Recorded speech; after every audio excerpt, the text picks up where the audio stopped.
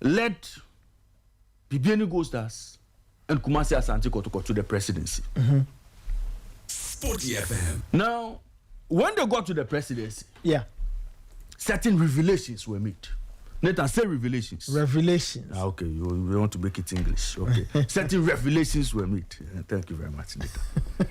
Now, Nathan, key number one, Sports Minister commends President Mahama for securing financial boost for Premier League clubs. Let me get into the story for you. And this is written by Ghana Soccer Net. In fact, we have the audio, we have the minister's voice, but I see, because of a few things, I didn't bring that one. Sports Minister Kofi Adams has praised John Mahama for his role in securing financial support for 18 Ghana Premier League clubs. Each club has been rewarded 1 million Ghana cedis following a partnership deal that was announced between the Ghana Football Association and Adesa Production Limited before the start of the 2025-2026 Premier League season.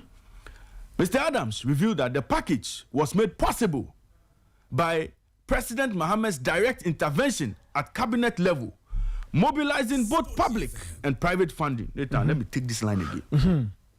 Mr. Adams revealed that the package was made possible by President Mahama's direct intervention at cabinet level, mobilizing both public and private funding. Quote, Your Excellency, the vision met with dedication and investment is yielding results. Adams said during a visit of Gold Stars and Kotoko to the Jubilee. Today, clubs have started the premiership with each of them receiving 1 million Ghana cedis to start with. I'm quoting Honorable Kofi Adams. Today, the clubs have started the premiership. Each Premier League club receiving 1 million Ghana cedis to start with. The president was sitting there. Chief of staff was there. Kotoko was there. Gold Stars was there. All of them had it. In addition to the support, President Mahama also announced $100,000 financial package to Asante Kotoko and Bibiani Gold Stars to boost their participation in this season's CAF interclub competitions, with each of them receiving $50,000. Okay. So, Nathan, fact number one, the 1 million Ghana cedis that was given to the clubs. Yes. The 1 million Ghana cedis each Ghana Premier League club received came from government. Let nobody deceive you. Let nobody deceive us. That the Ghana Football Association and Adesa Production raised that 80 million Ghana cedis. Let nobody deceive us. Two, you see, from the horse's own mouth, after Kofi Adams spoke, Mr. President also spoke. Sporty FM. Mr. President said, oh, my good people, I am happy that I've been able to come along and help you as you seek to grow your league. Mr. President said, what has come was just a token at the start of the Premier League. And to make sure the fund continues to grow so that everything will benefit the clubs. So Mr. President spoke. I'm not going to read what Mr. President spoke. I want all of us to hear from the President's own mouth. So today it's not as if I'm creating anything. I'm coming with evidence-based, fact-based. Nathan, let's hear the President. As a token, at the start of the Premier, we have managed to give every club something. It's a start. I'm sure the fund will grow. We're creating a sports development fund, and we're encouraging corporate businesses and all others, including government. Government will also put some money into it so that we can support you when you go into African competitions and even when you're playing locally. So that was the president. Okay. As a token, at the start of the Premier, we have managed to give every club something. It's a start. I'm sure the fund will grow. We're creating a sports development fund, and we're encouraging corporate businesses and all others, including government. Government will also put some money into it so that we can support you when you go into African competitions and even when you're playing locally. Okay, so that was the president. Nathan, so His Excellency the President of the Republic, in line with transparency, decided to further emphasize or stress on what Honorable Kofi Adam said. Mr. President said, at the start of the season, they organized a token for Premier League clubs. Ladies and gentlemen, when this partnership between the GFA and the ADESA started, whatever partnership it was, all of us thought was a broadcast right partnership. True or false? Yes. All of us believe that indeed, if Star Times were not capable of fulfilling their financial obligation as part of the deal they signed, and APL was going to replace them, APL was going to be that new entity that now provides broadcast rights sponsorship to the Ghana Premier League. Ladies and gentlemen, that was not the case. As we are seeing today, 20 million Ghana cedis was presented, a dummy check of 20 million Ghana cedis was presented to the president of the Ghana Football Association on the opening day of the Ghana Premier League. Nathan, you remember? Yeah. That check had written on it, Ghana Premier League, Ghana Premiership Company Limited. Yeah. Ghana Premiership Company Limited. And it was paid to the Ghana Football Association, received by Ket Edwin Simon Okreku. Ladies and gentlemen, today I will get into how that entity was even created. Nathan, in all of this, we've been made to believe that the partnership between the GFA and ADESA was going to be responsible for the 18 million Ghana cedis that was going to be given to the clubs. Yeah. The partnership. Yes. Today, it has been revealed that it is not the partnership, but it is government. When the General Secretary of the Ghana Football Association, Prosper Harisinado, went to our good friends at Asempa, he was asked directly, has government given you money as part of this partnership? He said no. Prosper Harisinado said no, government had not given them any money. This money that they were going to give to the clubs was not coming from government. It was coming from the partnership. He was emphatic. Now let me quote him for you. I seem to have an audio here though. Oh, if you have the audio? Yes. No, let me quote, then you play the audio. Okay, no problem. For the avoidance of that. No problem. Government has not taken its money, and it is being given to the Ghana Football Association. I'm reading the quote as it is. Government has not taken its money, and it has been given to the Football Association. Government's role in this partnership was only to create an enabling environment, and we are grateful for the support from government. The Chief of Staff, Julius Debra, the Majority Leader, and the Sports Minister all said they are in support of the partnership. So the enabling environment for other companies who will want to come and support the process and the benefits are there. Government has not given, listen, government has not given us physical cash to invest in the league. But we are hoping that this partnership works well, because it is in the interest of the country. If it doesn't work well, if it does work well, it's the interest of the country if it does work well. But the money is not from government, he added. The money is not from government, he added. Nathan, these are the people steering the affairs of Ghana football. Nathan, Prosper Harisinado, the General Secretary of the Ghana Football Association, denied vehemently that this money was coming from government. Okay. Today, yes. Government has found this voice. Government says Ghana citizens pumping into our league. Okay. Apologies. A bit of it. Government, Nathan, government, you see, the General Secretary of the Ghana Football Association Nathan, he said, the money is not coming from government. These are the people. These are the people running our game. They cannot be transparent. They cannot be truthful to us. Nathan, let's listen to Prosper Isenado. Okay. Hold on.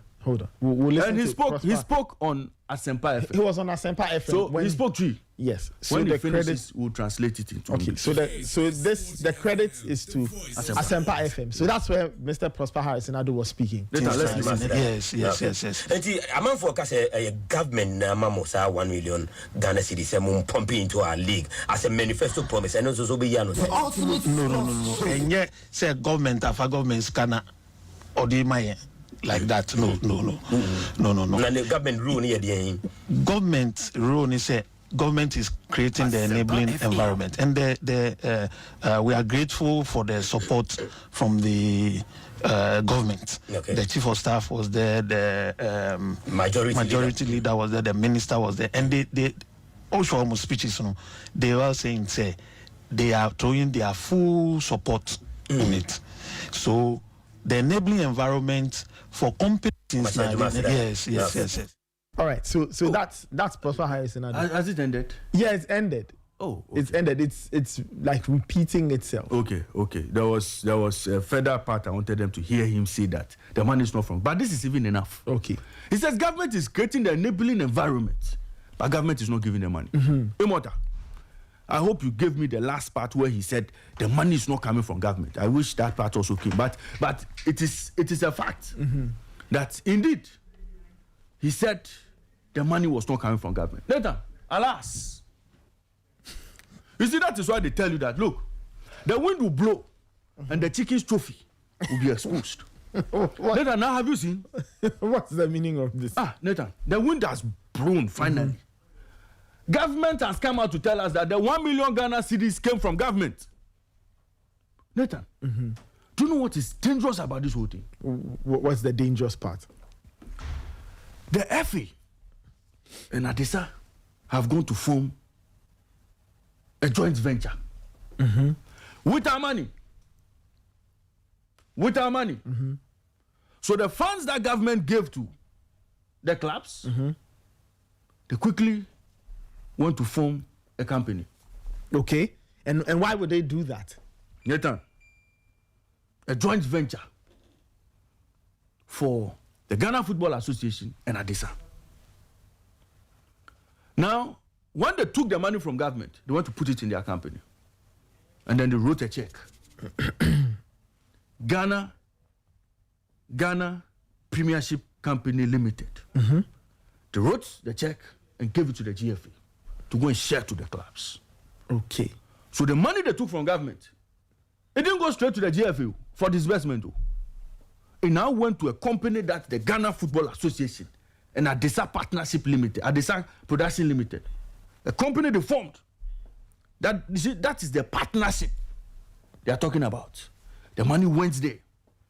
So it is not as if APL brought money and GFA brought money and they went into a partnership. They took the money from government, put it in their account of the company, and now wrote a check and gave to the clubs. So as we speak, there is the existence of Ghana Premiership Company Limited. It is not as if all the Premier League clubs own the company.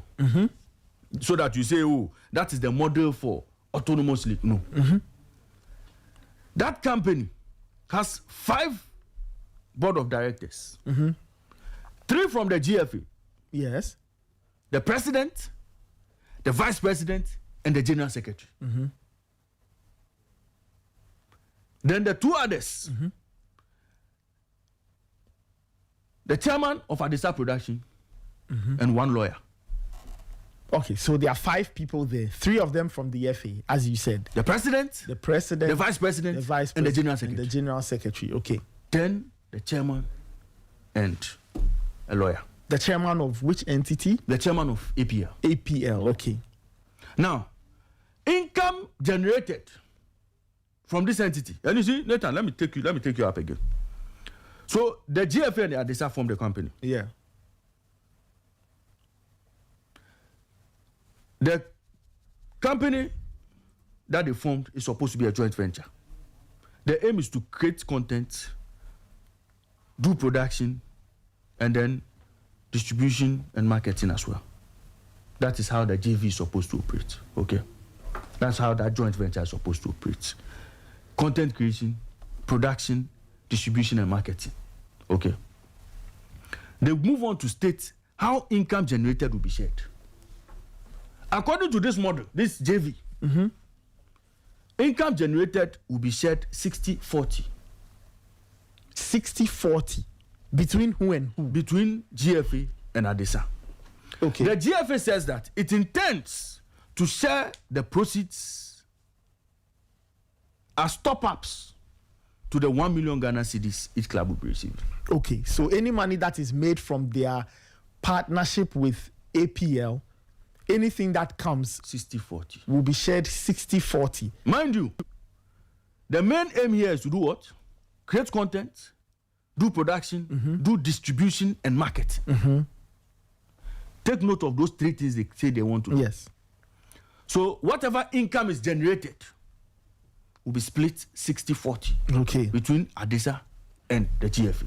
Okay. So is it the GFA 60 that will now translate as The a top GFA up? 60 will now translate into top up on the 1 million Okay. according to the document. Okay. Media and marketing regulations have been sent to clubs, so all the clubs have to comply. All of those things are there.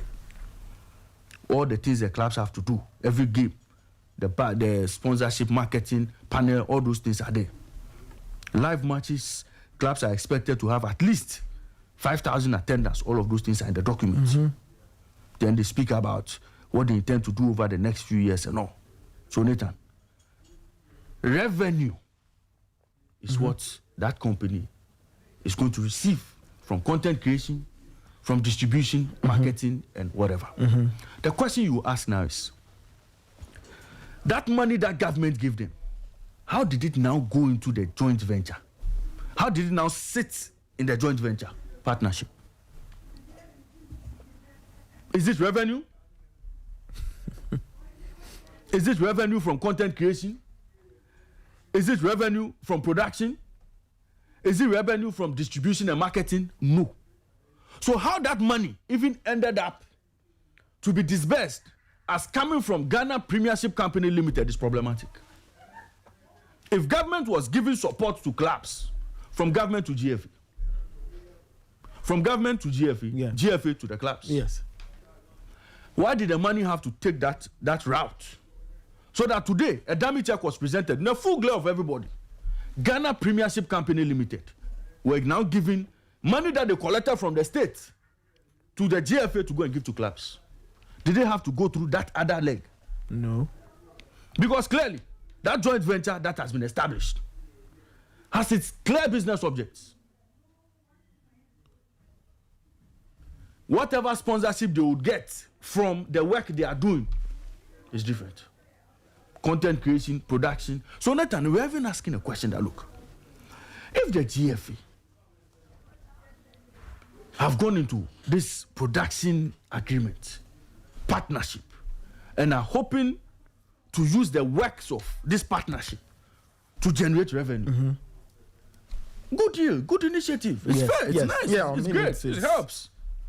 But Nathan, for them to come and tell us that it is the partnership that was responsible for the 18 million Ghana cedis that was going to be given to the clubs, Nathan, that is deception of the highest order. They have not been truthful to Ghanaians. And they have not even been truthful to the clubs. Because today, the clubs are finding out that all this came from government. I remember when we started this conversation. Yes. George Free was emphatic on the fact that this money was coming from government. Yeah, I mean, a few people said so. Nathan, they came to deny. Today, we are seeing the bare facts. You have gone to set up a company to do production, content creation, distribution, and marketing. How does that company now distribute 18 million Ghana cedis government has given to clubs? How? Nathan, the FA should not think that they can do some of these things and get away with it. Not under this administration of John Dramani Mahama. But of course, they have to account for every money that goes out. Yeah. Yes. Nathan, the plan was for government to fall on corporate entities, fall on government entities, to help raise funds, not only for Premier League, Yes. but to support other sport disciplines as well. Yeah, that's true. It is part of this fund that has resulted in clubs benefiting from whatever contributions have come in. So when people want to make it seem it is funds that have come out because of a certain partnership, Nathan, it is not true. And that is not what the president did not reference any partnership. The sports minister did not reference any partnership. They said support to clubs. So Nathan, the truth is out.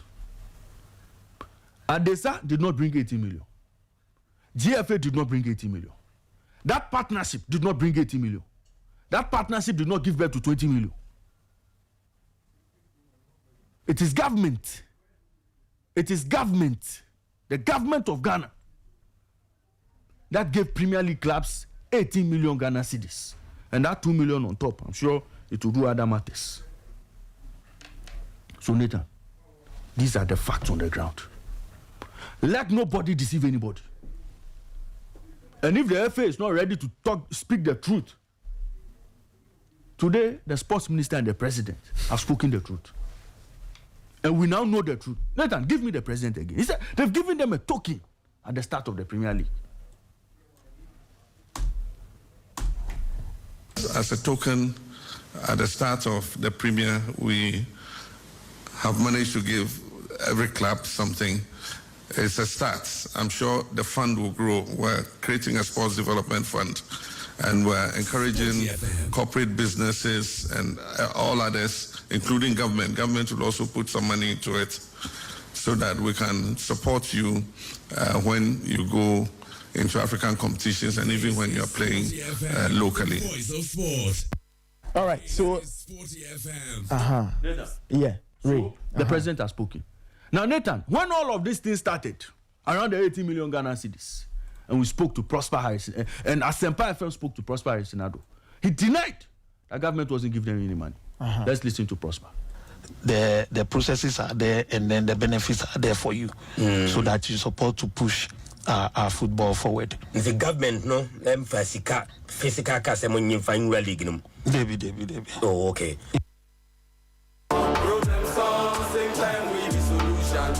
So that's Prosper Harrison. In Latin. Answering the last question, and he said no. Nathan, my good friends in Latin will tell you, res ipsa loquitur. Well, let me guess. Something to the speaker. The thing speaks for itself. The matter speaks for itself. Res ipsa loquitur. Nathan, that is you see, when we come and sit on this show, we will not say anything we've not heard before. We will not say anything we don't know. Nathan, you see, government in fact physical cash and share league no. Today, unless the president and the sports minister are telling lies, and I know these men have high moral values, high integrity, do not tell lies. In fact, when we saw the chief of staff on the platform that day, we knew that this was a very powerful meeting. Yep. Nathan, football people should listen and listen good. The money is not coming from any partnership. It is coming from government. Okay. I rest my case. The processes are there, and then the benefits are there for you, so that you support to push our football forward. The government, no, physical casemon in fine league. Debbie. Oh, okay. We be the problem, same time we be solution. So anytime we the cause, no say we be solution. So so it's quite clear. The president and the sports minister. Some people say, "Oh, they've let the cat out of the bag." I wouldn't put it that way, but they really stated what was fact. Really, I do remember that when all of this was happening, there were some people who said this money is from the government. Our team need Gary Smith. You remember when we interviewed Gary? He also said, "Oh, this is government money." He said some people may not want to say it. Yes. Some people may want to hide it. Some people don't want the government to be part of this conversation, not in a deliberate way, but some people in government feel that, okay, look, money's gone to the club. It's okay. We don't want to be part of this conversation. But the money did come from the government to the FA, and it had to be given to the clubs. Sporty FM. To help them with the league. So if anybody had any doubts, there you are. I guess the doubts have been cleared. On the day they gave them, the money started hitting their accounts. Yes. The GFA president went to his Facebook page. Let me read what he wrote. The Ghana Football Association, in collaboration with Adesa Production Limited and the Ghana Premiership Football Limited. Nathan, that is the name. Ghana Premiership Football Limited. Thank you very much for the correction. Yes. Is proud to have fulfilled its pledge of 1 million Ghana cedis to each of the 18 Ghana Premier League clubs. Again, a palpable lie. Nathan, listen to what he wrote to the president of the Ghana Football Association. He says, the GFA in collaboration with Adesa Productions. Actually, sorry. You want to talk football people matters. You see.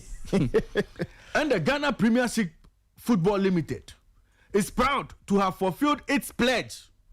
This is Sporty FM. Of 1 million Ghana cedis to each of the 18 Ghana Premier League clubs. This investment is poised to not only strengthen our clubs, but also to elevate the league's competitiveness, ushering in a thrilling new era for Ghana football. Yet, and he says, fulfilled its pledge. So the GFA, Adesa, and the Ghana Premiership Limited have fulfilled their pledge. Yes. Of 1 million Ghana cedis. Yeah. To each of the 18 Ghana Premier League clubs. Nathan, today, that was not their pledge. It was the pledge of government, and government fulfilled it. They didn't want to give credit to government, but today, government has come out to collect their credit. So Nathan, unless sports minister is lying, unless the president is telling lies, Sporty FM. this is what the president of the Football Association said when the money started hitting the account. Nathan, this is the state of our football. This is how we run our game here. No transparency, zero transparency. If government is giving clubs 1 million Ghana cedis, it's not a good thing. Yeah. These clubs do not deserve it, by the way. But government says, look, I want football to grow. I want football to thrive. So I want to support with 1 million Ghana cedis per club. But that piece of information, the clubs must not know. Why? The clubs must believe that it is the GFA, Adesa Production, and Ghana Premiership Football Limited. They have come together to make sure they have this 1 million. It is not true. That is not the fact of the matter. It is government's 18 million Ghana cedis. And why are people trying to cover this? Why are people trying to hide this piece of art? Where did that money come from? We kept asking. Now the president has let the cat out of the bag. The president has spoke truth. And you see, the president is a vandal. And we vandals believe in one thing, truth. So vandals, when you see our motto is truth stands. The president has proven that he's indeed a vandal. Nathan, nothing will be hidden under the sun. Nothing will be hidden under the sun. And I'm happy that president wants to work with transparency. Ghana Football Association, Ghana Premier League clubs, you have received 18 million from government. All of you should be thanking government this morning. Problem solve,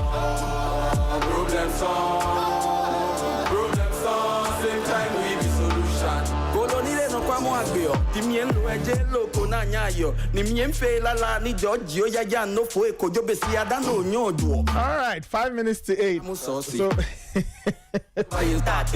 oh man, we were Yamada with very extended runs this morning, clarifying matters on where the 1 million cedis came from. So yeah, so anybody listening, if you had any doubts That's the thing. It did come from. BTM money tragita too. Oh no basic weight. No more jites. They no ni moku keke can do. The money came from the president. You heard the president himself clearly explaining what was happening or what has happened. All right. I guess it puts the lid or it puts a full stop to matters.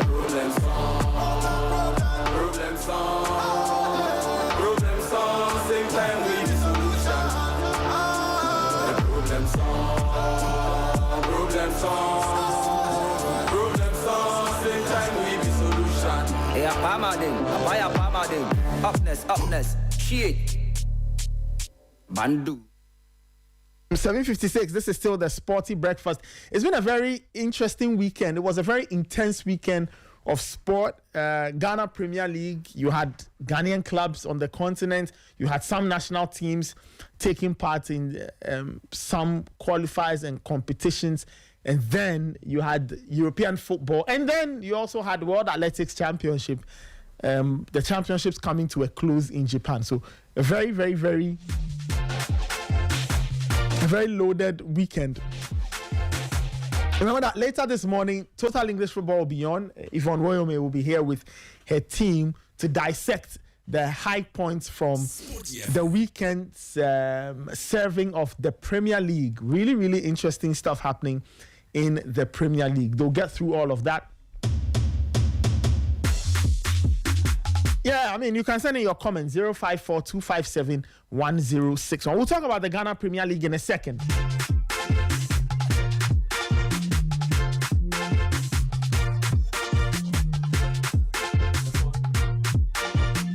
All right, as I said, it's been a very intense weekend. There was football in Ghana, football on the continent. You had some national teams, Black Princesses as well. And then you had the Black Starlets. The Black Starlets are in Côte d'Ivoire as we speak, taking part in the Wafubi competition. And then you had some English football. Man United beating Chelsea, Arsenal 1, Man City 1, Liverpool winning the derby. You can share your comments on all of that. And then we had the World Athletics Championships. The championships came to a close in Japan. What did you make of Team Ghana's performances? Were you happy? Were you sad? Were you upset? Were you indifferent? What do you think we should do to get this team or to elevate athletics or to move the profile up when it comes to athletics? Okay, and when it comes to athletics, you know, and also you can also send me your comments there. We'll be speaking with our very good friend Christopher Nimley in a bit, but before I do that, my producer say I have to give the president one more run. So one final time, let's hear from John Dramani Mahama, President of the Republic of Ghana, speaking on the support given to Ghana Premier League clubs. As a token, at the start of the Premier, we have managed to give every club something. It's a start. I'm sure the fund will grow. We're creating a sports development fund, and we're encouraging corporate businesses and all others, including government. Government will also put some money into it so that we can support you when you go into African competitions and even when you're playing locally. All right, so that's the President of the Republic, John Dramani Mahama. Let's go to the line. Let's speak with our very good friend, Christopher Nimley. I remember when we spoke a few weeks ago, he was kind of asking, look, maybe we need to get clarity and all of that. And so let me see if Chris is satisfied with the clarity that has come from the president. Chris, good morning. How are you doing? Good morning, my brother. I'm very, very well. I'm very well. What's your reaction to this? A few weeks ago, you were asking for clarity as to where this 1 million was coming from. Well, I guess the cat is out of the bag. The President of the Republic says that this is government support to Premier League clubs because they want clubs to do well. They want football to do well. So this is what the government can also do to support the clubs ahead of the new Premier League season. Nathan, good morning again to your very discerning listeners. You've played a voice, but there's still some aspect of the deal missing. So we'll have to probe further. Nobody should get me wrong. I've always said it, that I'm in total support of the government of Ghana coming into football, not only football, coming into the sports arena and improving our sports. But what some of us are completely against is the fact that things are being done in secret. When you are using my money, your money, our money to do such things, you don't do it in secrecy. It must be clear to the people of this country. We must have every proper breakdown. Again, you don't pick and choose and tell us what you want to tell us. It's so unfortunate. It is so unfortunate. You see, these football clubs are owned by individuals. They are owned by individuals. These individuals, at the end of the day, will market their team, use the taxpayers' money, sell the players out there, and when the money comes, they pocket the money into them. They put the money into their pocket. So when you give my money to them, what sort of arrangement have you done with them to ensure that as a country, we will benefit? Because at the end of the day, you give them the money to improve the game. We go and pay to watch them. And when they make their profit, it goes to only them. They and their families go and benefit. That cannot be the case. As we support the idea of government giving these things support, there must be a clear drawn program. Like at the end of the day, the ordinary taxpayers whose money is being given to them, what are we going to benefit from? That aside, when I said some aspect of the thing is being kept in secret, look, I have said, Raymond have said from very reliable sources that the amount of money pumped into this game, even the broadcasting right, has been given to somebody's private company. You take our money, you don't only give it to the football people, but you give it to the Adasanjo Atuame, Asidajo Adasanjo Atuame. You give them that money. Over $14 million has been pumped into this thing. And we are saying that is wrong. The Adasan people is owned by a private man. We all know the ruling party's connection with the people at TV3 and Adasan. If you are doing something in the interest of Ghana, it has to be nationalistic. It has to be free of politicking. The money given to Adasan and Co. to run football, to produce football, our Premier League, I maintain, and I'll say it everywhere, the money should have been given to the Ghana Broadcasting Corporation. Nathan, the GTV belongs to you and I. GTV, GBC, it belongs to you and I and the people of Ghana. It is our responsibility to make sure that GTV functions, or GBC functions to its optimal best, so that it will serve the people of Ghana very well. You are taking my money. You've taken my money. You've given my money to a private man. He produces the program. Then he turn around and sell it to me again. So I, the taxpayer, who is helping to improve the game, I am being charged twice for the same commodity. Who does that? So I'm saying, if you listen to what the president said, he's kept some aspect of the deal undisclosed. That cannot be the way forward. Look, tell us the truth. We voted for you. We say rule this country for the next 4 years. We support you. But when certain things are being done using our money, and you want to pick and choose what to tell us, it's completely unforgiving and it is unfair. I will just trust this president that, look, Mr. President, with all humility, with all respect, with all humility, you are the man for the next 4 years. Take decisions, make the things that will make Ghana flourish. I completely disagree with the picking and choosing of information that involves our money. You have to come open, you have to be clear on the matter, so that we'll say, nobody can tell me. Look, we are entitled to the complete agreement of this money being given to. This thing should have been made available. In other jurisdictions, Nathan, you could walk to the information desk of government, and you will have to hand over every details of such contract, of such agreement to you.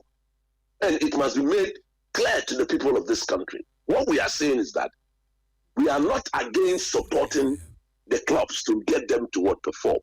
But at the end of the day, when it comes to the mileage, giving our football the mileage required, you cannot give my money to a private man that is linked to your party, your political party. Nobody will accept that in this country. So the president, again, with all humility, will have to come again and come and explain some of these things to us. It is unfair to the people of this country, and it is something that we should not accept anyway.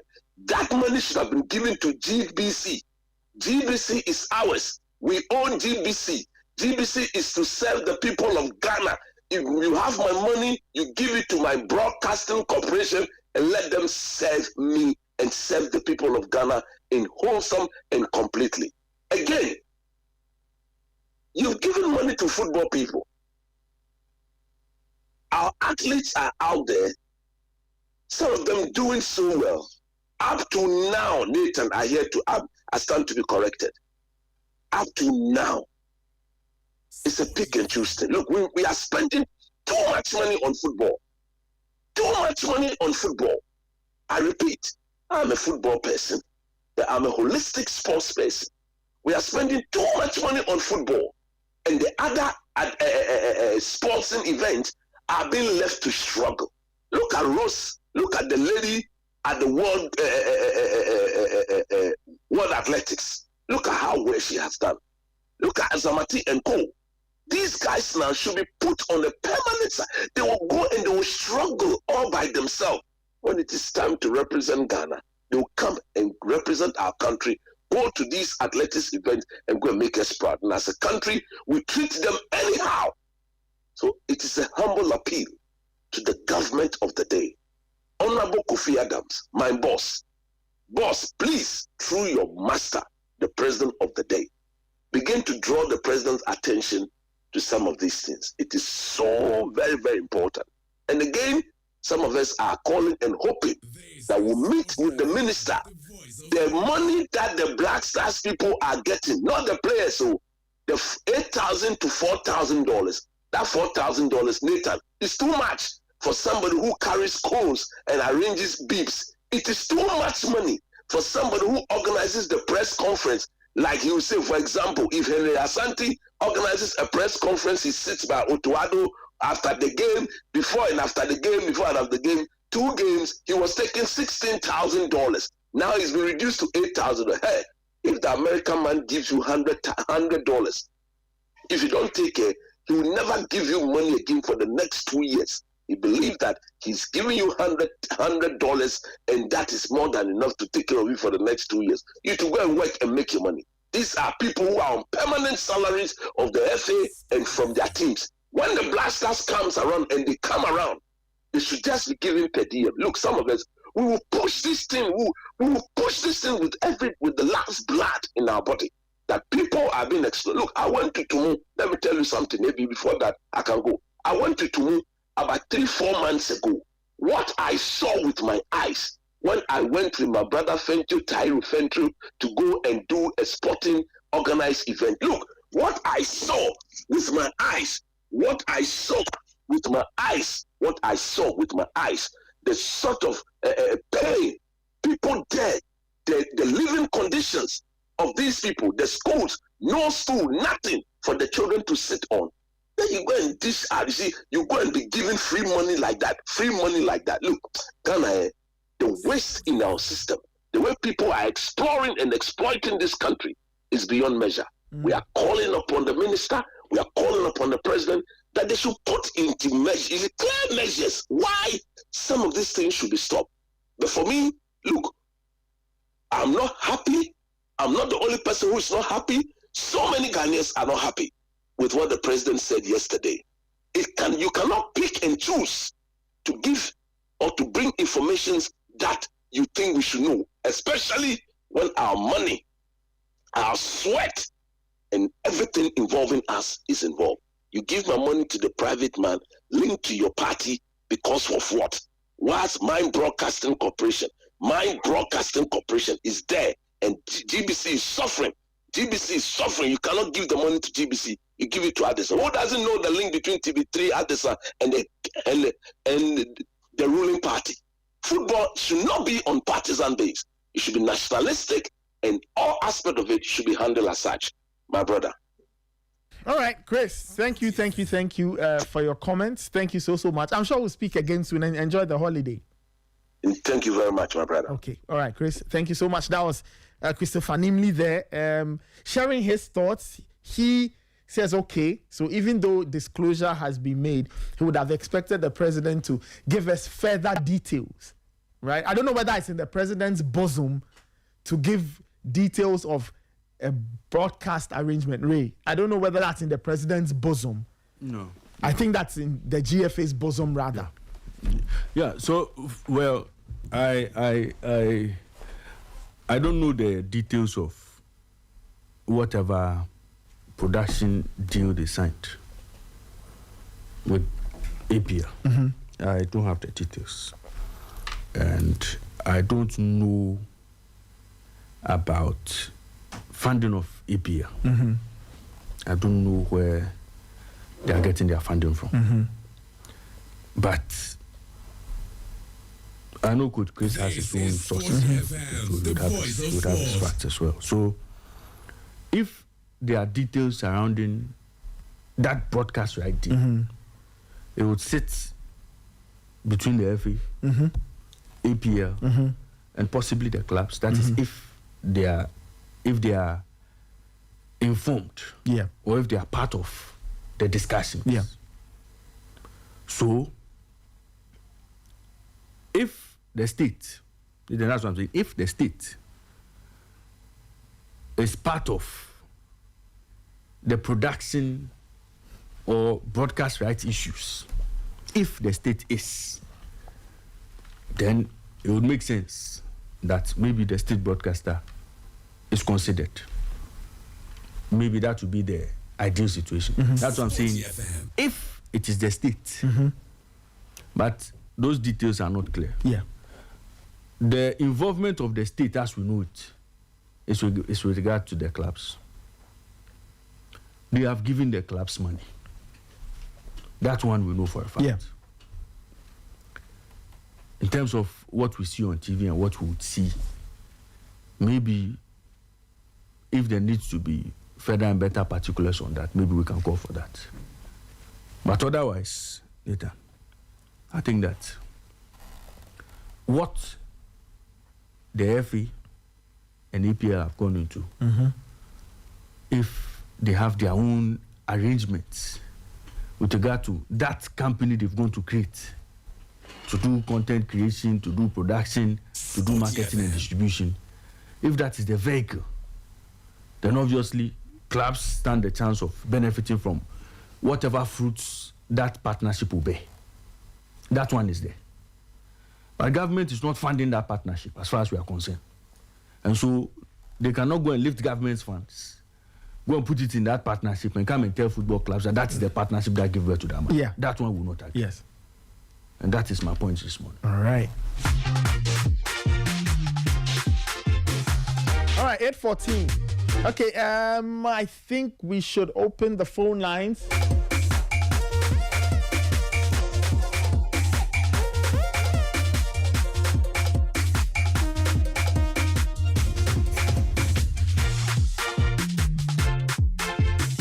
Is 8:15? You can give me a call, 054-257-1061, 054-257-1061. I don't know what's on your mind this morning. Is it Kotoko, Gold Stars, Premier League, La Liga, all of that? Plus, the Ballon d'Or ceremony is happening tonight in Paris at the Châtelet. So, I don't know who you are tipping to win the Ballon d'Or. So, you can also talk about that if that interests you. Let me take a caller. Now, let me take this particular caller. Hello? Hello, Mr. Nathan. Yes. Good morning. Yes, good morning. What's your name and where are you calling from? Michael from Ablikuma. All right, Michael, please go ahead. You last week, you said my prediction went through. I told you Tobago is not going to win. The 200, yes. Yeah, I said he's not going to win. Yes. I said maybe Nuala or Benarex is going to win it. Yes, and it came through. That's But then I had a problem with the Ghanaian quartet. yes. Is the in times past when you ran the 4x100, normally those who start they have to get a better start. Understand? And in the semi-finals, when the start came in, he saw that Azamati had the fastest running time throughout the semis. So I didn't understand why Azamati didn't start and they used Hussein. I mean, as for Azamati's time, you are talking about that his split time. Yes. As for relays, you can't use people's split time because they have a running start. He didn't go from a flat start. But then I had a problem because the guy who starts, the guy who starts, he didn't start well. That's why. Because when you check the final relay to Saminu, it took about, I bet say, 3 seconds or 2 seconds before the baton got to Saminu. Before that, a free far from Netherlands has already taken the lead. But then you saw how close Saminu came. So if the Joseph Palama had the baton early, and even gave it about 1 second time to Saminu, I think maybe bronze will be for Ghana. So next time when going to that rally, they should check those systems because when you check the US and the Jamaicans, when you start their race, they are very good. Well, it could be that the starter, maybe in trial and in practice, the starter was good, and on the day he may have just had a bad start. No, but then it happened in the semis too. It happened in the semis too. Yes, in the semis okay, too. I need to check who started. Joseph Palama was fast in the semis to hand over the baton early to Saminu. That's why he finished early. Because when you check in the semis too, the Netherlands guy, a free far. He's also a very fast runner. But then the starter was the guy who starts for Ghana didn't try at all. So next time you should check. All right. Yeah. Okay. Thank you very much. Thank you. 054-257-1061. 054-257-1061. What's on your mind this morning? It's a wide field, different things on the menu. I don't know what interests you, but you can send in your comments as well. Let me take this caller. Hello. Hello, bro. No time. Yes. Good morning. Yes. Good morning. Yeah. Charlie, my shout out to Raymond over there. Yeah. Yeah, Charlie, how is the weekend? The weekend was okay. You haven't told us your name and where you are calling from. Buddy. Okay, please go ahead. Yeah, bro. The weekend was nice, Yeah, so like I expected, everything happened like I expected. Like Mayu, I said Mayu will win that day. I tell you, Mayu won, City won, Barca won. So that's my game come true. So everything that I predicted come true. So we did the Ballon d'Or. I said the Ballon d'Or going to this guy, Dembele all the way. Dembele. Okay. Yeah. Okay. Thank you. All right. Thank you for your call. 054-257-1061. 054-257-1061. Give me a call. This is the Sporty Breakfast. I don't know what is on your mind. Is it local football? Is it Euro football? Is it Ballon d'Or? Is it World Athletics? Whatever is on your mind, you can call and share your opinions. Hello.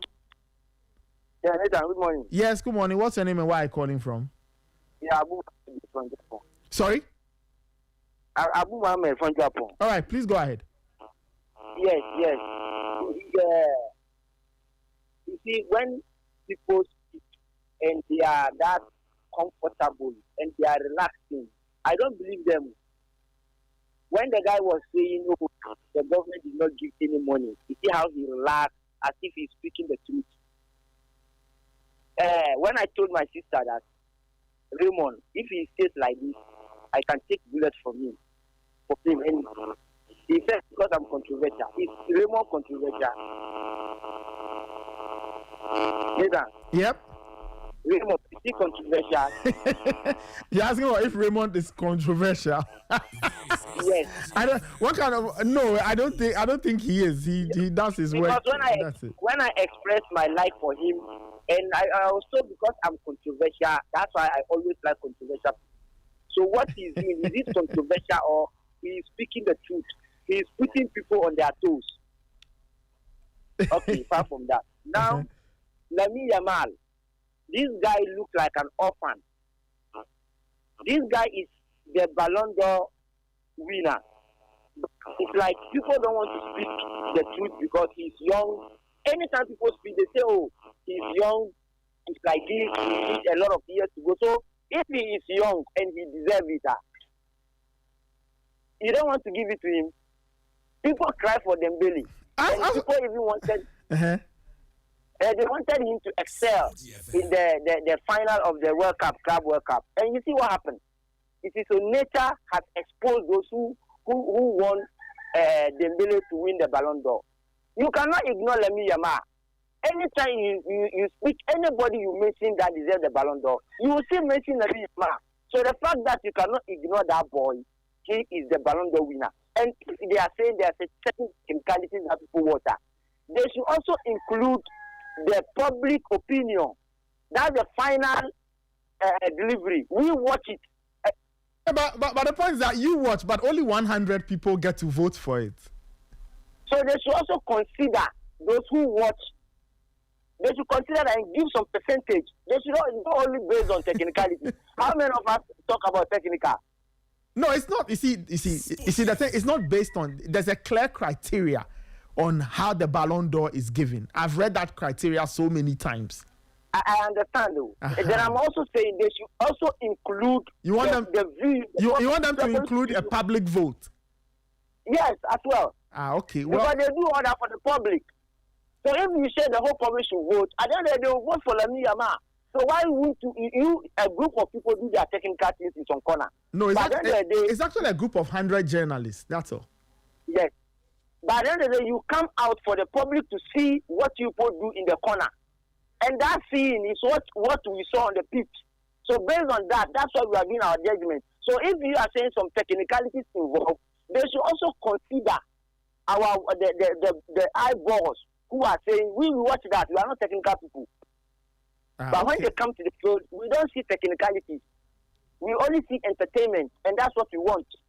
Okay. All so right. Lamine Yamal deserves it, yes. Okay, all right. Tonight, the award will be handed out in Paris, so we wait to see what will happen. France football, they selected 100 journalists to vote on who they think should win the Ballon d'Or. So as the day goes on, they'll be revealing the top 50, top 30, top whatever. And then we wait to see 054-257-1061, 054-257-1061. You can also send a WhatsApp message on the same number, 054-257-1061. Let me take this caller. Hello? Good morning. Yes. Yeah. How are you doing? I'm fine. How are you? How was the weekend? The weekend was good. Oh, it will be good. Nathan. Emmanuel, please tell us your name. Okay, I've mentioned your name. Where are you calling from? Oh, unknown location. Unknown. Today be holiday. Okay. If I go and disclose my location, Charlie will be some distance. Okay. Nathan. Mm-hmm. This morning I thought SoccerNet. My headlines. One would be a Ghanaian that Afrifa bros Ghanaian heart. How so? Because they are the ones who will give you the Ghanaian bond that they are a football website. Afrifa is an athlete, so you won't find athletic stories. Why you don't do sport? No, I don't. I'm saying that Ghana SoccerNet only does football stories. Only football stories. Yes, that's that's why. This morning I was waiting to hear this headline. No. It's a portal. They only write football stories. Charlie, my problem be Charlie. Yesterday, 1.2 million data. Could you believe this? Why? What was happening? Data. 1.2 million. Charlie, I won't break your bank. I won't break you because you pay your bank. Data. I see. Would you believe AS Roma and Lazio ended up 1.510 pay? Yeah. I don't know why you were expecting a lot more goals in the derby. Later, over 44 teams. So this one, no, you can't find anything for me. Unfortunately, I can't answer that. That one is reserved for my boss. Are you there? Over 40. If you only 43, you only want to follow. So if you don't find out to give me. That's what I want. Hey, Ray, what was the answer? 1.2 million. Give him this thing bonus. The app will give bonus. Later on, the app will give bonus. Okay. Sure, are you sure? I don't know. I mean, it's Ray. This one, I just people they hold you. Loyalty bonus. They'll give you loyalty bonus. Loyalty, Okay. And I understand why some people take their life when they lose such money. Charlie, they pay you. Later, could they sleep the whole of this night? We'll just take it easy. I was watching the phone, 1.2 million. Hey, good. Okay, all right. Emmanuel, thank you for calling. Let me take other callers. 826 054 257 1061. 054 257 1061. Remember, Asante Kotoko beat Kwara 4-3. Gold Stars lost 2-0. You can also give me your thoughts on that as well. Plus, the Ballon d'Or ceremony is happening tonight in Paris. Who wins the Ballon d'Or? You can let me know who you think will be crowned the best player tonight. Let me take this caller. Hello. Oh, later, I already finished my consummation. It took me off. Oh, but there are other people. I thought you were done. Oh, see, Manchester United behave like some girl be for my hood inside. Every guy they go there, they go to. Only me, I go there. No, the guys is no good. It's like them. It's like that's what I do. I don't Chelsea. Okay, all right. Everything that will go will beat Manchester United. That for Chelsea, the lie. So Ruben Amorim's funeral has been rescheduled. Yes, we wait to see when Ruben Amorim's funeral has been rescheduled. Now I wait. Now I want Chelsea to beat Man U. But Charlie, Enzo Maresca, I don't know. Charlie, they say if the rain is falling, they said the school. But yesterday, there was no rain. There was no sun. It was raining. So I didn't know why this guy head was too hot that he took that decision to take off the wingers at that time. See, he cost Chelsea the game. That's the fact. Okay. And if it was not because of that record, Charlie, like Chelsea go when a body go bash it. Remember, Charlie, he should go. Yeah, I'm not still convinced. Okay. I'm not still convinced. He should go, Charlie. All right. But Emmanuel, thank you. Because from the match, we didn't play anything. It was when we had the man down and he took advantage and got 2 goals. But when it became equal 10-10, we saw everything was happening on the field. Okay. And this guy is not ready to learn. See, they should sign this guy before it's too late too. Okay, all right. We'll wait to see what the higher ups at Man United will do. Emmanuel, thank you so much for the call. Let me take other callers. 054 257 1061. Let me take this caller. Hello. Good morning. Yes, good morning. My name is John calling from Kaswa. All right, John. Please go ahead. I think you have to time us. You have to time read the callers. Yeah, I kind of assume people will make it quick and then we move on. Yeah, but it looks like I need to start timing people. You have to time us. Okay, anyway. Kotoko's performance yesterday was not satisfying. Okay. Because playing against Kwara, allowing Kwara to put 3 balls at the back of your net was not convincing. It wasn't satisfying at all. We don't know what is going to happen when Kotoko goes there. And Gold Stars, for them, I think it is over for them. And the caller who told you the last time that Chelsea was... Yes, of course, John. I remember you last Friday. You said you had your doubts that Chelsea would win. Yeah, I told you my instinct tells me that Chelsea was going to lose the match. But I believe that Maresca, his panic substitution caused us. Because when he became 10-10, we could see that our hands were on Manchester United. Okay. And so, Nathan, please, can you explain this to me? What is the meaning of token? A token. A token. A token. Well, from my understanding, is something small you give, at least in the context of like a gift or something. It's something small you give to support somebody. A gift. Yes, I think. Okay. Yeah. A gift. Okay. So, is the government giving our money out to the GFF as a gift? No, the money that was giving out was to support the clubs. But the president mentioned token. Yes. He knows the amount that was given to, but he came out to say that token. Yes, he said it was a token. And if our money should be given to, will be spent, does it have to go through Parliament? Yeah, I mean, I guess the law says that, right? And please, has this money gone through Parliament? I haven't seen any parliamentary record to that extent. The last time this issue came up, I asked you who owns CV3. I asked you who owns Adisa. I know the reason why I asked you these questions. When we call this station, we want to eschew politics from this station because this station is for sports. Yeah. And that's how it must be. Some of us, we have a lot of things we can see. But the station is merely for sports. We believe that this is the only neutral sports station or the neutral FM station we have in this country. And that's why we've all shifted to it. We love it so much.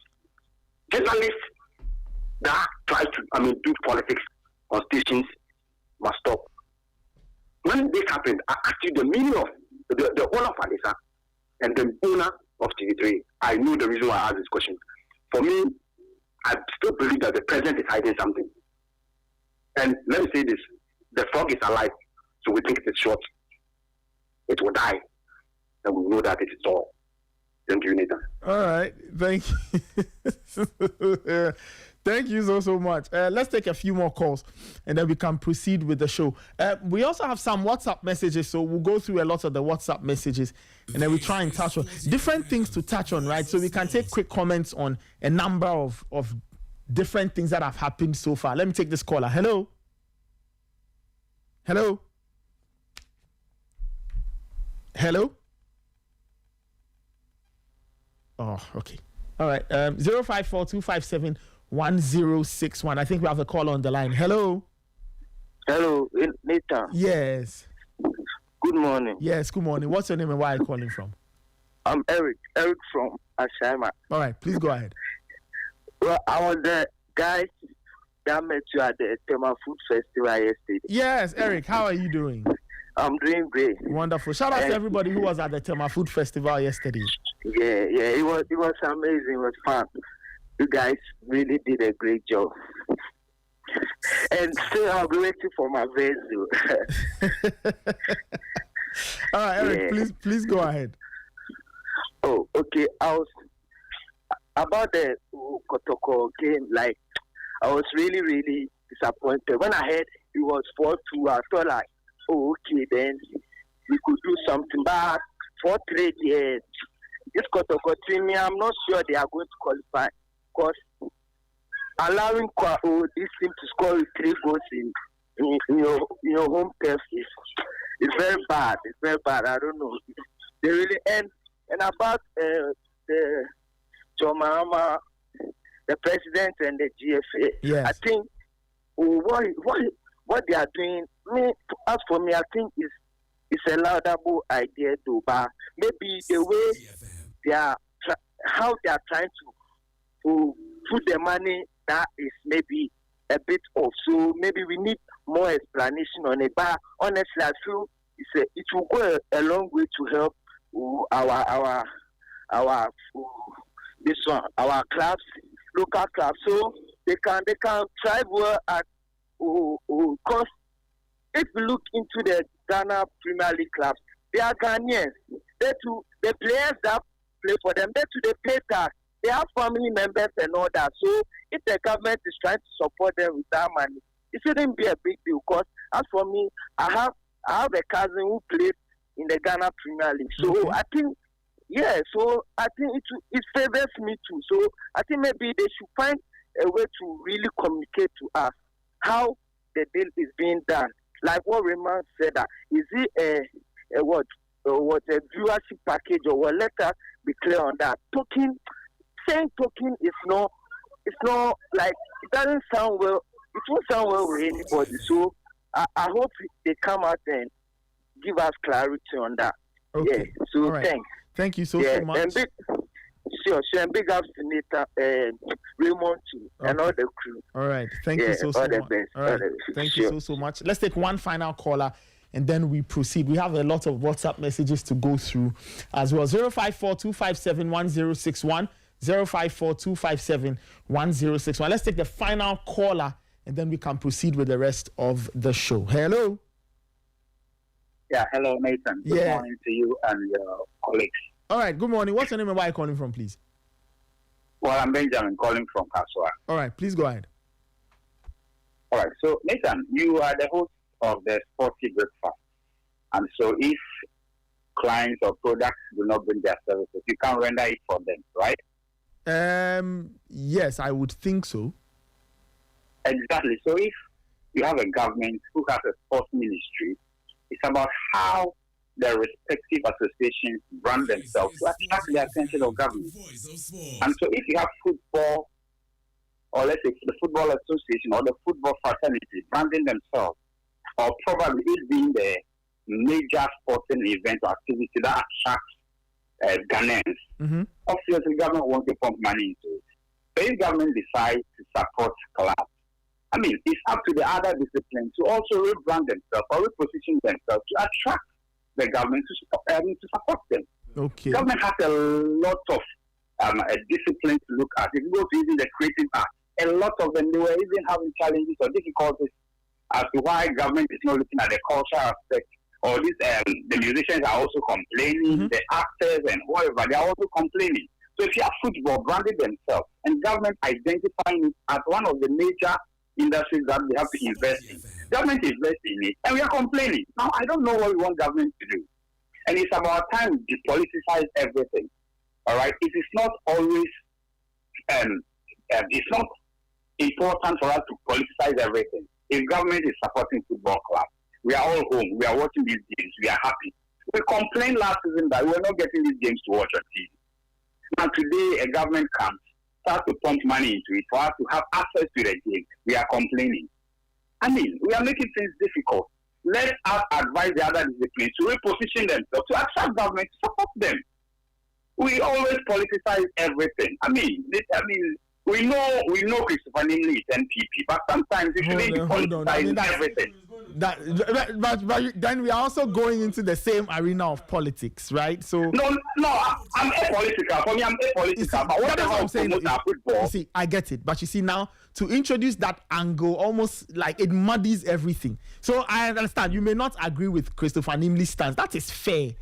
Let's just not introduce all kinds of variables. Very well. It doesn't help anything. Very well. I withdraw that aspect then.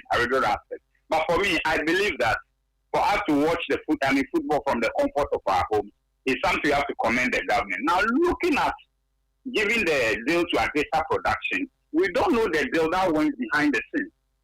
He has his information. I have my information. For all you know, GTV were contacted, and they were not willing or they don't have the capacity to do that. And so, let's try to be fair sometimes to government. Yeah. Government does something to support us that we are criticizing. So then they shouldn't have even supported it in the first place. I mean, so kudos to you guys. You are doing a good job. Yeah. All right. Thank you so much. I think we'll put a lid on the calls for now.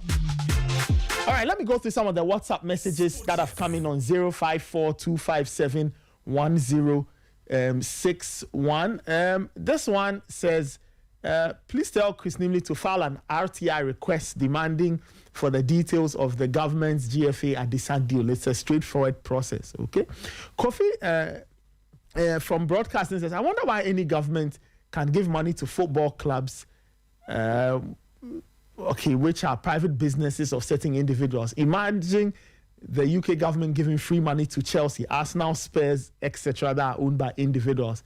Will the Ghana government do same if a privately owned company asks for money from government to save them from bankruptcy or money to pay off loans owed to banks? Politicizing football now just for political mileage for a party. Okay, that's what Kofi is saying. Yao Puni says what? He says my laughter is infectious. I see. Kotoko were even lucky to have the 3 points because there was no victory at the Accra Sports Stadium. But there were no points on the board, right? It's not a league thing. Says Kwara will finish them sharp in the return encounter. Mighty man, Ironside from Airport Hill says Liverpool is winning the Premier League and the Champions League. And tell Kotoko we are waiting patiently for their elimination, he says. All right, 8:40.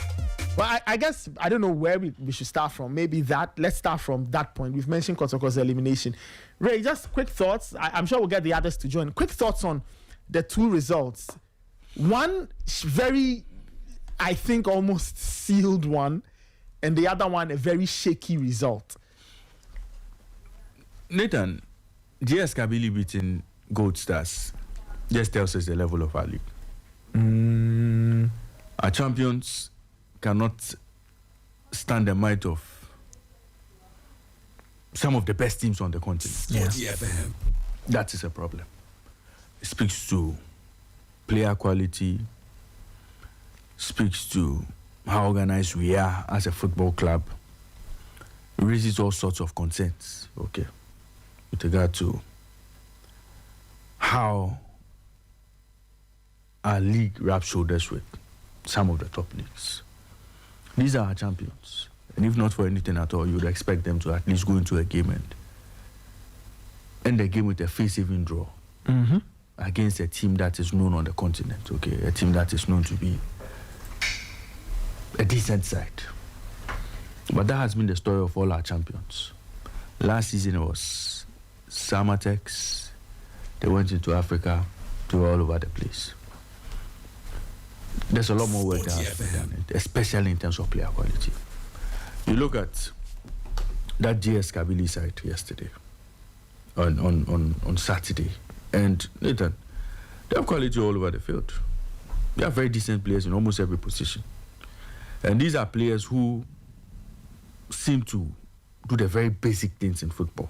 They don't, it's just about sticking to instructions and making sure you are delivering as expected. Look, the guy who scored the second goal, Babakar Sarr, he's a player Kabili signed from Simba. He's from Guinea. Okay. These clubs have so much money that they can afford to sign some of the best players littered across other countries. You talk about Mehdi Megem. He scored the first goal for GS Kabili. He's a player who's played in France, played for Guingamp, played in France, in Portugal, played for USM Alger, and now playing for GS Kabili. These are the kind of players these clubs are able to attract. They're able to bring in quality. And the difference on the day between Gold Stars and Kabili was quality. And was telling. So, there's a lot of work we have to do. If our champions can go into Africa and deliver and perform, the quality of players they send to Africa must be up there. And that is why the last few years we've struggled, especially in the CAF Champions League. We've clearly struggled because the quality when it comes to playing with champions is different. Okay, when you have to play the Champions League, that's a different level. And so, Gold Stars all but out. But it's a lesson to all the 18 teams in the Ghana Premier League. If you want to win the Ghana Premier League, go into Africa and make a case. You have to move. You have to go beyond signing players from Division 1, signing players from Division 2, promoting players from your lower tier sides, to investing properly in quality. If it means you have to go to Europe and sign players. Once upon a time, Kotoko brought in Fabio Gama and the likes. Then they brought in another one who never performed and ran away.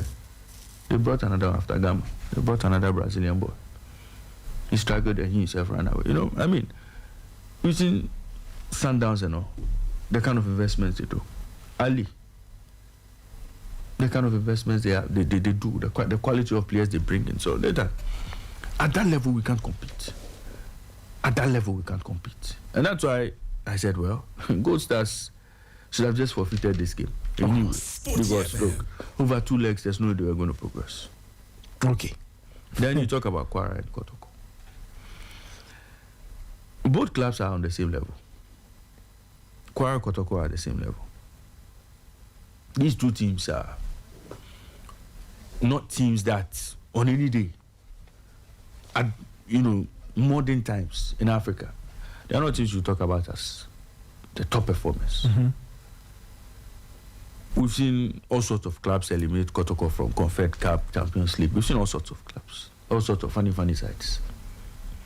And I'm not surprised Kwara held their own against. Now it's West African opposition. A lot of physicality here and there. Almost everything tries to cancel out each other one way or the other. It was just another classic West African day. Sporty FM. But Nathan, when your team ships in 4 goals in one match, it means that defensively you are poor.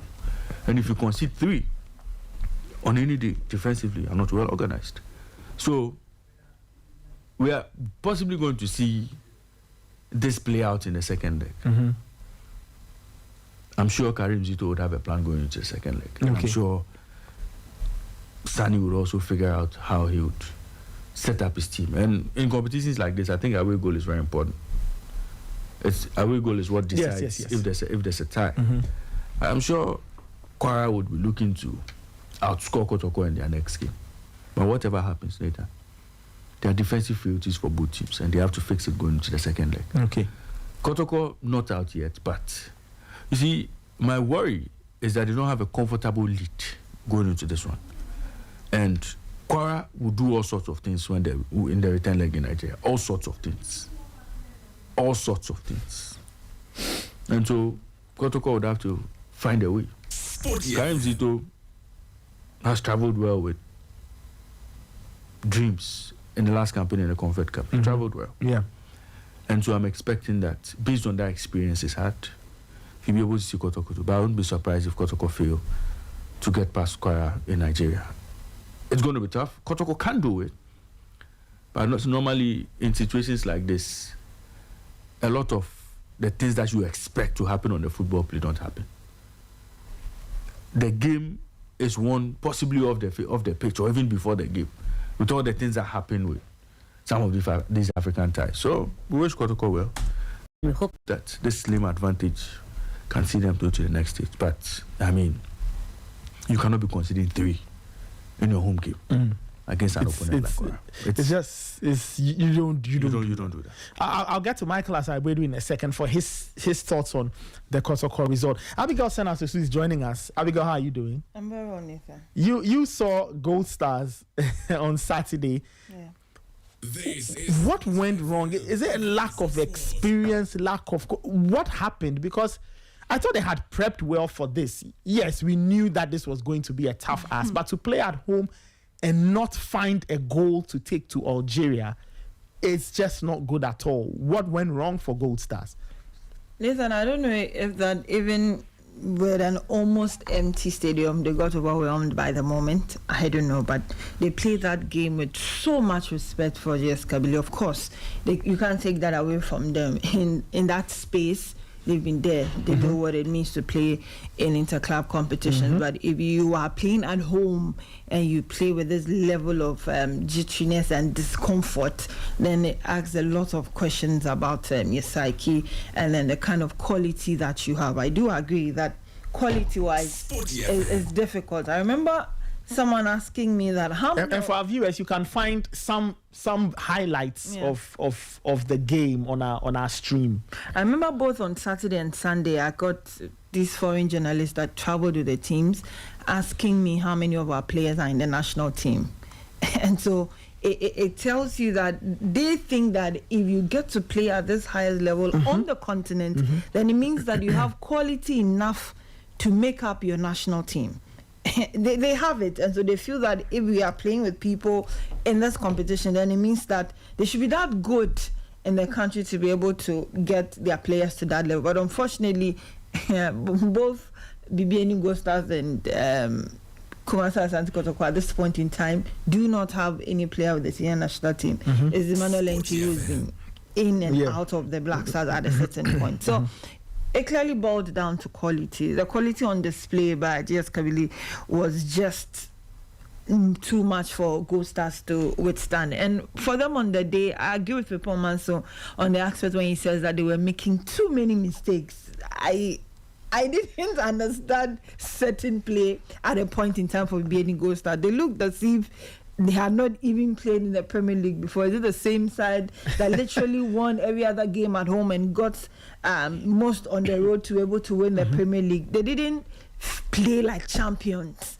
I think they were simply overwhelmed. They were overwhelmed. They were nervous.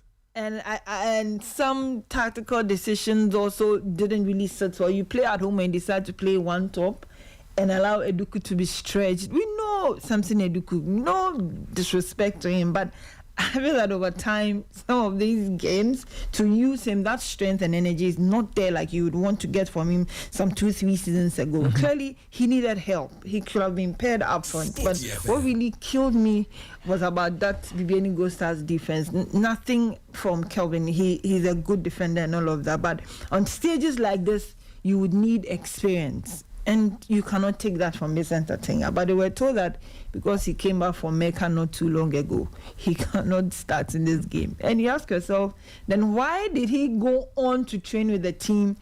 Immediately he got back, and he was not the only one. You had members of the team embarking on that trip. But this game is equally important. You're able to seal your back, get some experience to marshal that defense for you, and then you go out there and you decide to open up and play. But nothing literally worked for BBN Gold Stars on Saturday, and they were lucky to have just considered 2, because how the game could have been more. It could have been more. They were lucky to have considered 2. It could have been more, because there were some moments that I thought that for GS Kabli themselves, of the 2, you would say they were better, but they themselves, some errors they were doing, you should know that the quality is not really up there, but they got someone they could really just walk over, and they did, and they took advantage. Our coach rightly pointed out that and they're not comfortable with the pitch. They play on other pitches. There's a nice way of telling us our pitch was not good. The pitch wasn't good for enough. him, they had to manage and make sure they get the result. So going back to audience, in their comfort zone, what are you going to expect? Yes, we've seen scorelines that have been overturned, but what you don't think this is one of them? What we saw at home, it's not inspiring that confidence. Okay, for you to say that, okay, yes, they will go there and then get the results for you. I don't know, but I just want to think that maybe just on the day Atakumi didn't show up, he tried, but the Atakumi that has started the league with that firepower, I didn't see. Nothing really worked for BBN Gold Stars. That is just all that happened. From the bench to the quality on display, no. It just didn't sit well for an African campaign. And I don't know if they are going to get players, or they have players along the line that will pop up and do something extraordinary, or just we'll wait to see how that would also pan out. But it is too close a call to say that they will go there and immediately get the results to be able to turn things around. It tells us that we really need to invest in the level of quality we want if we want to get to this level, and especially for clubs that get to qualify. I feel that they would have to sacrifice and break the bank at a point to get at least some quality to add up to what we have. Not to say that we do not have the quality, but every stage in life you need something more. You always need an upgrade. Yes, that is what our clubs would not want to accept. Yes, there are quality here, but then you are going to a terrain that has world-class players scattered everywhere that have come together. And so if you really want to play on the continent, I think that we really need to be thinking of investments beyond our comfort zone. Okay. Wow. So what do you think that Gold Stars are heading for the exit? Unless something dramatic happens, like in all jest. Yes. You think that this one is a tough one? Something dramatic, like they win 3-0. Okay. It is not out of it's not impossible, but you think that they have a very difficult second leg to play. It's very difficult. We can put it that way. Frimpong so he didn't inspire any confidence from the presser. He literally threw his hands in despair. He gave it up. He accepted that no, the play was just not there. Wow. Gold Stars losing 2-0 at home to JS Kabylie. Kelvin Osman has joined us. Kelvin, I don't know if you have any thoughts before we switch to talk about Asante Kotoko. They also played at the same venue 24 hours later, and they beat Kwara by 4-3. Imagine that's quite thin going into a second leg. Well, I think for Gold Stars, yes, they will be spared, and for their first time, appearing at the competition. I was banking on the experience of head coach, that is Frimpong Manson, what Godwin Ablode had seen across Africa. Pierre McCarthy, has played with the senior national, the Black Galaxies, and also I was expecting that with a couple of experience, Vincent Atinga and all that, they'll get to know the magnitude of the competition that they are playing, and then the team they were playing against, JS Kabylie, yes, they might have been lost for quite some time now, but they've always been a force to reckon with when it comes to Africa club football. I saw, bits and pieces of the highlights because I wasn't present at that particular game, and you could clearly see the decision-making in the final third was a problem, and that is what I'd always been saying about Gold Stars. They have a very good team. They build beautifully, play beautiful football, but they get to the final third where decision-making, isn't ideal, they haven't been prudent enough, and they don't have, that scorer you would want to see, those times when Hartefok is playing in Africa, that there is an Ishmael Ado, there is Mosaiko Ford, there is a Charles Taylor, there is a Charles Salote, there is a Dombote. You are getting goals from Asante Kotoko, who had all kinds of very, very good finishes. Ahindia is going to score. Michael Osei is going to give you goals. Frank Osei, the one they used to call Jabu Pule, is going to give you goals. Kojopo Kumahala off the bench will come and give you goals. But it's not the same as you see here. When the last time Kotoko played, Abdul Safiu Fatal will give you goals. Sonia Yakuba will give you goals. Maxwell Bakun will give you goals. Who went back to play for Inter Allies.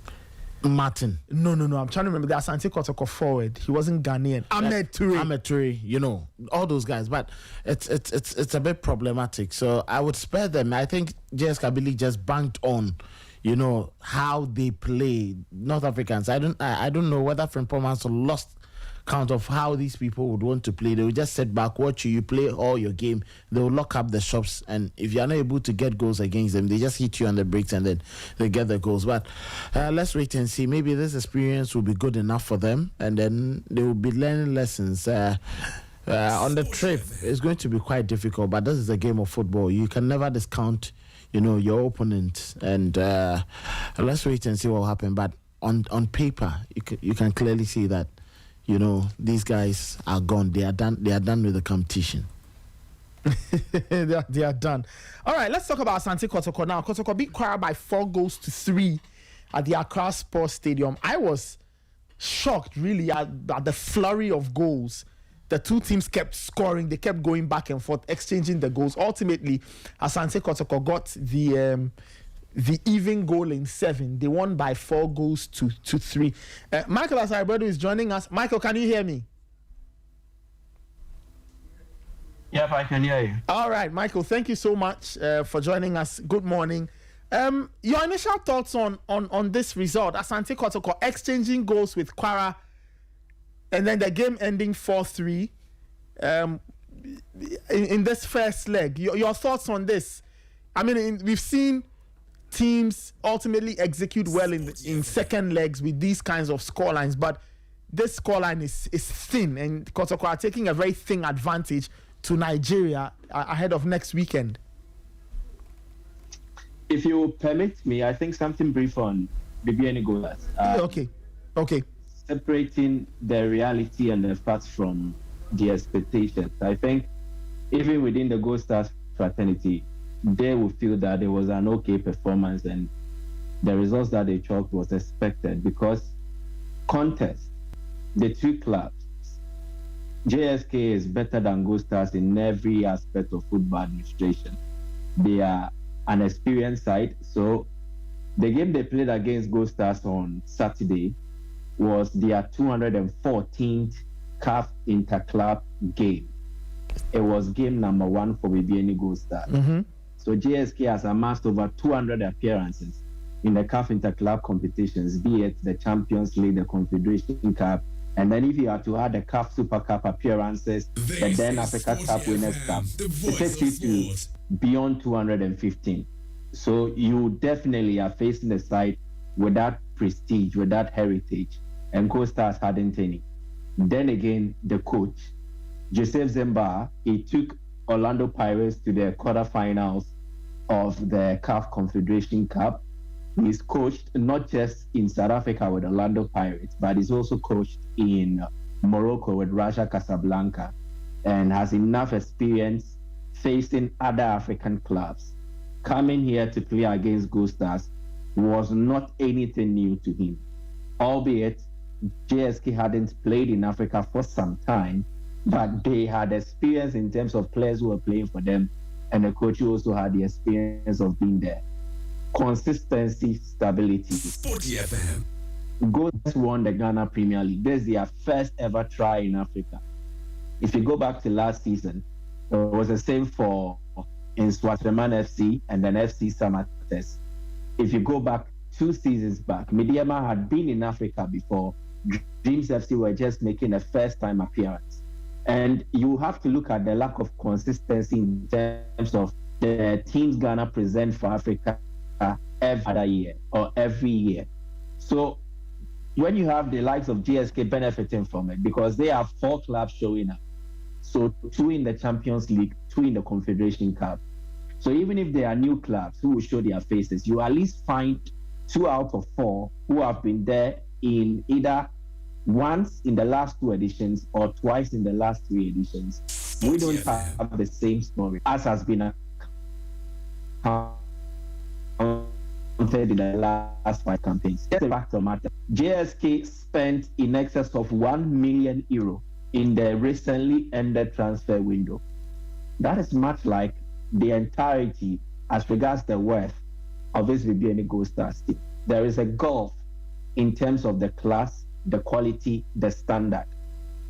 Joseph Zemba is not just experienced here as regards the African game, but also has extensive European experience.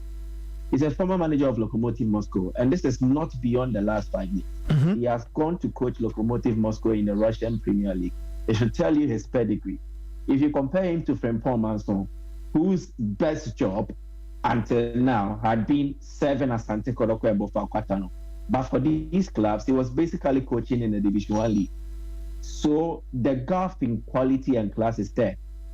Gold Stars could have presented the Ghana Premier League 11. They will still not have matched up to JSK Kabylie. Babakar Sarr, the Senegalese midfielder who scored their second goal, he is a cousin of Pape Matar of Tottenham Hotspur. He's played for Simba and played in the CAF Champions League before he had to transfer to JSK on a free. Then again, there is another midfielder of DS. He is from Ivory Coast. The name is Joseph Atabada. Also played with Asek Mimosa in the CAF Champions League. Then he got a free transfer to Singida Black Stars in Tanzania before transferring for €200,000 from Singida to JSK.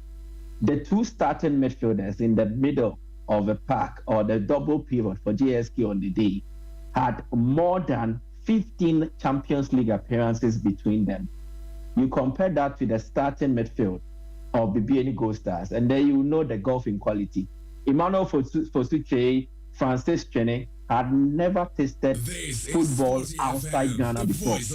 This was their first time facing a team outside Ghana in a competitive fixture. So clearly, we need to understand the realities of all these and understand that it's more about the system than the club. If you take any of the Ghana Premier League clubs now to face JSK, they will encounter similar problems like I've enumerated in the previous presentations I made. So that is the reality. Let's just accept it. Find ways to make sure we can have more consistent appearance makers as regards the CAF interclub competitions find ways to ensure that we can resource our clubs with revenue or money to put them in a position where they can widen their scouting network, and then they will just move beyond the boundaries of Ghana. Kotoko went beyond the boundaries of Ghana. They got Sambo O'Neill, who is a quality player, and on any given day can start for some of the top clubs on the continent. Muhammad Kamara, for everything that he is a quality goalkeeper for Asante Kotoko. When we had our teams performing and doing well, it was because we were scouting for the best.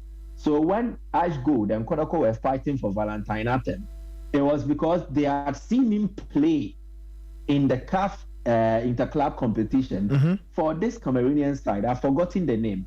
They played against a Ghanaian side. Ash Gold were there scouting, Kotoko were there scouting. Eventually, he decided to join Ash Gold at the expense of Kotoko. He had played then and excelled in Africa. So Ash Gold will pluck Valentine Atem, put him in their side, and he was a quality player all around. It happened. Nibombe Waki, he was a goalkeeper for Togo's national team. Ash Gold went to Togo to bring him on board. There was Frank Achu. These were players who were performing and excelling at their respective sides. And then we brought them into the Ghana League to improve the overall quality of our league. But as it stands now, we don't have money.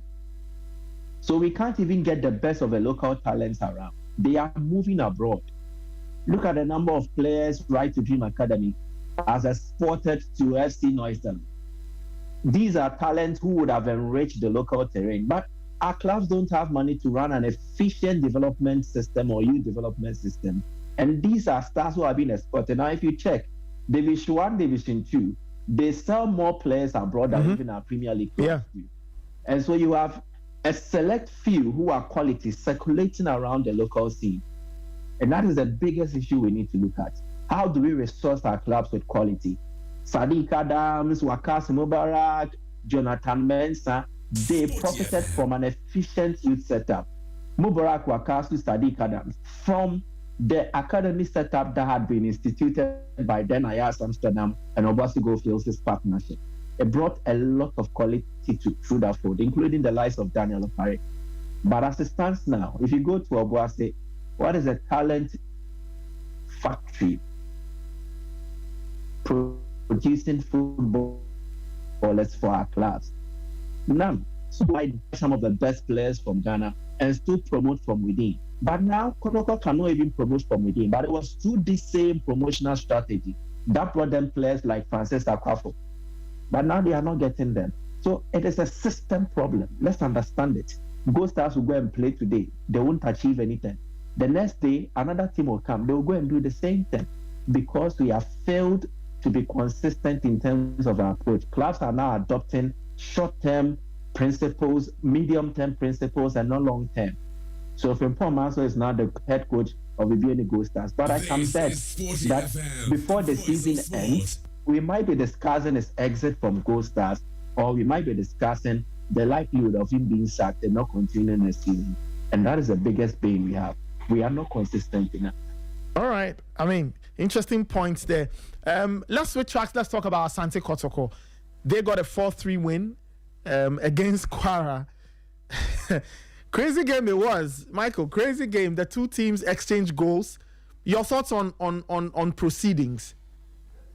You see, it was the first time a Nigerian side was scoring 3 goals against Asante Kotoko on Ghanaian soil. It has never happened before. From 1970 Stationary Stars, 2019, 2020, when they faced Canopilas. No Nigerian side has scored 3 goals here in Ghana. The best for them has been to score a goal, and that came from Enugu Rangers when they were Wiki Torres beating 4-1, then Dolphins beating 4-1. So it is absolutely strange per history that Kotoko will concede 3 goals. It tells you the gravity of Asante Kotoko's situation. It is that grave, it is that serious that in a competition where you are to apply the away goal rule, allowing the opponent to get 3 goals against you is absolutely bad business. And the blame and everything should go right to the doorstep of the playing body and then the head coach, Karim Zito. Scoring 4 means that Kwara was an opponent Kotoko could score against. But The way Amana Kotoko conceded the goals, especially at home, left much to be desired. The first goal, the last goal. Clearly, you look at this, and that is an absolute disaster of defending. I don't think any Asante Kotoko fan, any management member, or even the players themselves will be proud of how they conducted themselves in the lead up to those goals. The first goal, they put 16 passes together with no intervention from Asante Kotoko. And I was there marveling, like, why should this happen at this level? Especially when you know that the away goal rule applies. You need to apply yourself better. Let's start with Asante Kotoko starting lineup. Zito deciding that a team that hadn't been defensively solid, as had been evidenced in their preseason games they had played in, you needed to start the game to ensure that you were providing enough cover for your defense, which has showed that they are prone to conceding quality chances. But he started with just one defensive midfielder in Hilary Adabo and decided to go all out, try to be an ultra-offensive side in two offensive midfielders, Hubert Jau and then also Emmanuel Entry. Now, when you do this, it means that Emmanuel Entry has his own strength, he has his positives, he's a very efficient player going forward, will get into the thick of affairs in advanced position, will be taking shots, will be playing the passes. The same applies to Hubert Jau. But one thing they don't have is, but positional intelligence without the ball. When Kotoko are not in possession, what Emmanuel Entry and then Hubert Jau have to do is to draw back and support. But no, they don't have it. It is not in their DNA, and I don't fault them. It is how they were brought up throughout their footballing trajectory. So they don't have it. So when you play a single pivot in a defensive midfielder, it means you are overburdening him with much more defensive duties. And it was not surprising that mostly when Kwara were on the break against Kotoko, Kotoko were light in the middle to try and counter them in terms of their defensive action they would put up. They had basically nothing to do. And mostly they were caught chasing shadows in such instances. The starting lineup, especially in that middle area, was a problem for Asante Kotoko. The attack had no issues. You have Peter Avidoakwa, who on any given day, as we stated in the podcast, that he is a main goal threat for Asante Kotoko. His pace, his trickery is always a torment for any defense. And it was not surprising that the Kwara coach, Sani Tunde, admitted that Asante Kotoko's number 30, he tormented them and they will need to find ways to cope with him. So the selection of the attack had no issues. Albert Amwa, a brilliant attacker, I've mentioned that he is the most important attacker in the Asante Kotoko setup now. Not because he measures up to those who have played in times past, the Hahinjias, the Rebecca Queens, no, but in his own context, in his own stead, he's putting a solid place for himself. In the Premier League, he's played 26 Ghana Premier League matches. He's delivered 13 goals, averaging 0.50 goals per game. In his first game in Africa for Kotoko, he's delivered 2 goals for you. It tells you his importance and his relevance to the team. He's an all-round. He can play on the flanks, can play from central zones, and he will still pose a threat. So the attack of Kotoko had no issues at all, but their midfield, that is why I had the biggest issue. I think one of Jau or Emmanuel Entry should have been okay. It would have surfaced. Then they would have played 2 defensive midfielders or 2 double pivots to bring that kind of control in the middle and also provide that defensive cover. That was lacking in the Asante Kotoko team. Maybe it's because Zito envisaged that Kwara will come, sit deep and defend, which was what most of us expected. But they surprised Kotoko. After Kotoko scored, they opened up and then they did what they did. So it is bad business for Asante Kotoko to concede 3 against Kwara United. And I think it puts them in a very difficult situation in the second account. Well, they will have it all to do. And as you said rightly, in the history of 2-legged encounters, teams that go into the second leg with this razor-thin advantage almost always find themselves having to deal with more headaches in that second leg.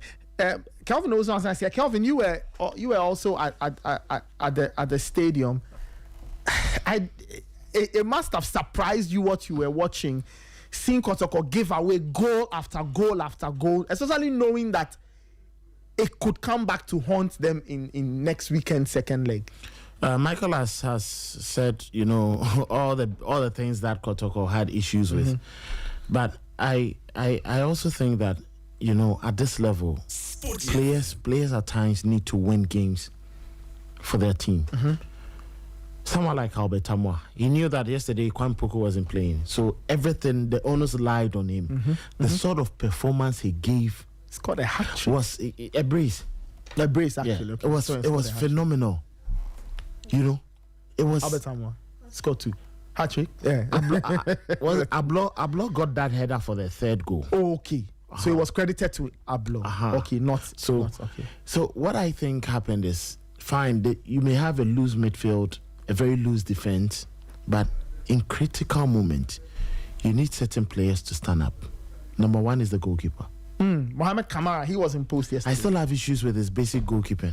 Yesterday, when Kotoko struggled to you know, keep the ball when they were in the lead, especially the second goal and the third goal.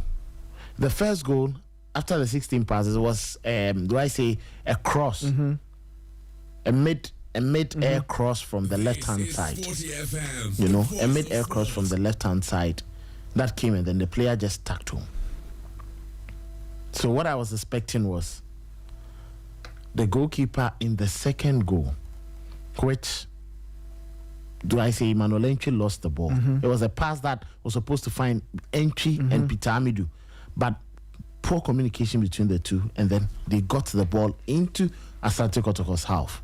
And at that time, I suspect Kotoko were on the move. Yes. So which means that once the pass was intercepted, players were out of position. Exactly. Okay. Players were out of position. Now, this was, I'm sure you see it, this was how the goal came about. Yes. This number 11 was the one causing the... Look at that.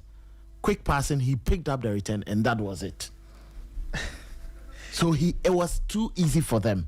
And the goalkeeper had committed himself to the near post already because he had made a decision for himself. And the player was as intelligent as he was, decided to just punch the ball. And as a goalkeeper, you never make a decision for the attacker. You don't make decisions. You force the attacker into making a decision. But you don't help his decision by poor positioning or, you know, making a wrong choice. You get it. So I was quite surprised that why would this happen? And then the final goal, when Kotoko managed to shoot themselves into the lead, the final goal, Kamara was imposed. Kwara just decided to, you know, float the ball. Yeah. The mistake came from the two centre backs, Hamzata, and then I am the captain, Samba. The two decided to fly for the ball, and when they did, the ball dropped behind them. That was my biggest problem. How is it that two centre backs decide to fly for the same ball with just one attacker? So when they went, it meant that they had committed the two. Of course. So the ball fell to the right-hand side of attack for Kwara, which was the left-hand side of Kotoko's defense. Francis Akwa battled his marker for the ball. So the guy did not have a very good touch in controlling it. So it was more like a 50-50 ball at the edge of the penalty area for Kamara and then the attacker to fight for. Kamara delayed coming for the ball. He startled, and it is something that you don't normally see him coming out to sweep the ball. He's more like comfortable in his line, in his area, goalkeeper's area. If he will come as far, he will come to maybe as far as maybe 18 yards. That is where we play the penalty. That is, you know, the most he would come. So it was quite surprising that this will happen, and this was the delivery. Nathan, this was it. So the two went, and the ball fell to the marker. He got past Francis. Francis did, and the goalkeeper had delayed. I mean, such indecision will be punished at this exactly. level. So when mistakes do come, you would expect certain players to stand up for it. And the problem with Kotoko is a lot of the players are injured and are not fully fit. Wow. Yesterday, the players who were playing, Ablo wasn't fully fit. So after his goal in the opening minutes of the second half, he had to go off. Lord Amwa is not fit, so he had to come from the bench. I'm not sure he's even ready for game. Pitami Duakwa for close to like 4 weeks after the top four, he had been struggling to train. But they just put him in, and he was the most dangerous player for Asante Kotoko. I was surprised the coach decided to take him out. And if you listen to Kware's coach, it was like, that guy was giving us problems because that is our most reliable area, their right back. But Peter was consistently pinning the right back to his position. Yeah. And you look at the attack, Kwame Poku was on Walid Hussein Neymar. I don't know what is wrong with him, but he looks so unfit. And in midfield, Entry and then Adabo, because Adabo consistently wants to cover lots of ground, so he gets tired easily.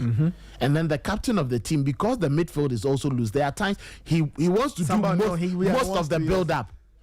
So you can understand why he was tired. And that ball, on any day, I would have expected him to leap better and then, cleared it. But he was consistently moving further up. So the issues with Asante Kotoko are so many, but it all boils down to what Michael was saying.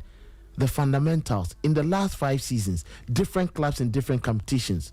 How consistent has the Kotoko team been? Look at the spine. How many players were there last season that they are not available for them? Albert Amwa was there last season. Kwame Poku joined the team. Kwame Poku is unavailable. Andres Intimenu, unavailable. You look at the heart of defense. N2 is off. There was this guy. I don't know whether Michael can help me. There was this Sifa. Yes. He just got injured. They had to play between Ensu, Samba, and then this guy. There's one other defender. I normally forget him, and Ablo.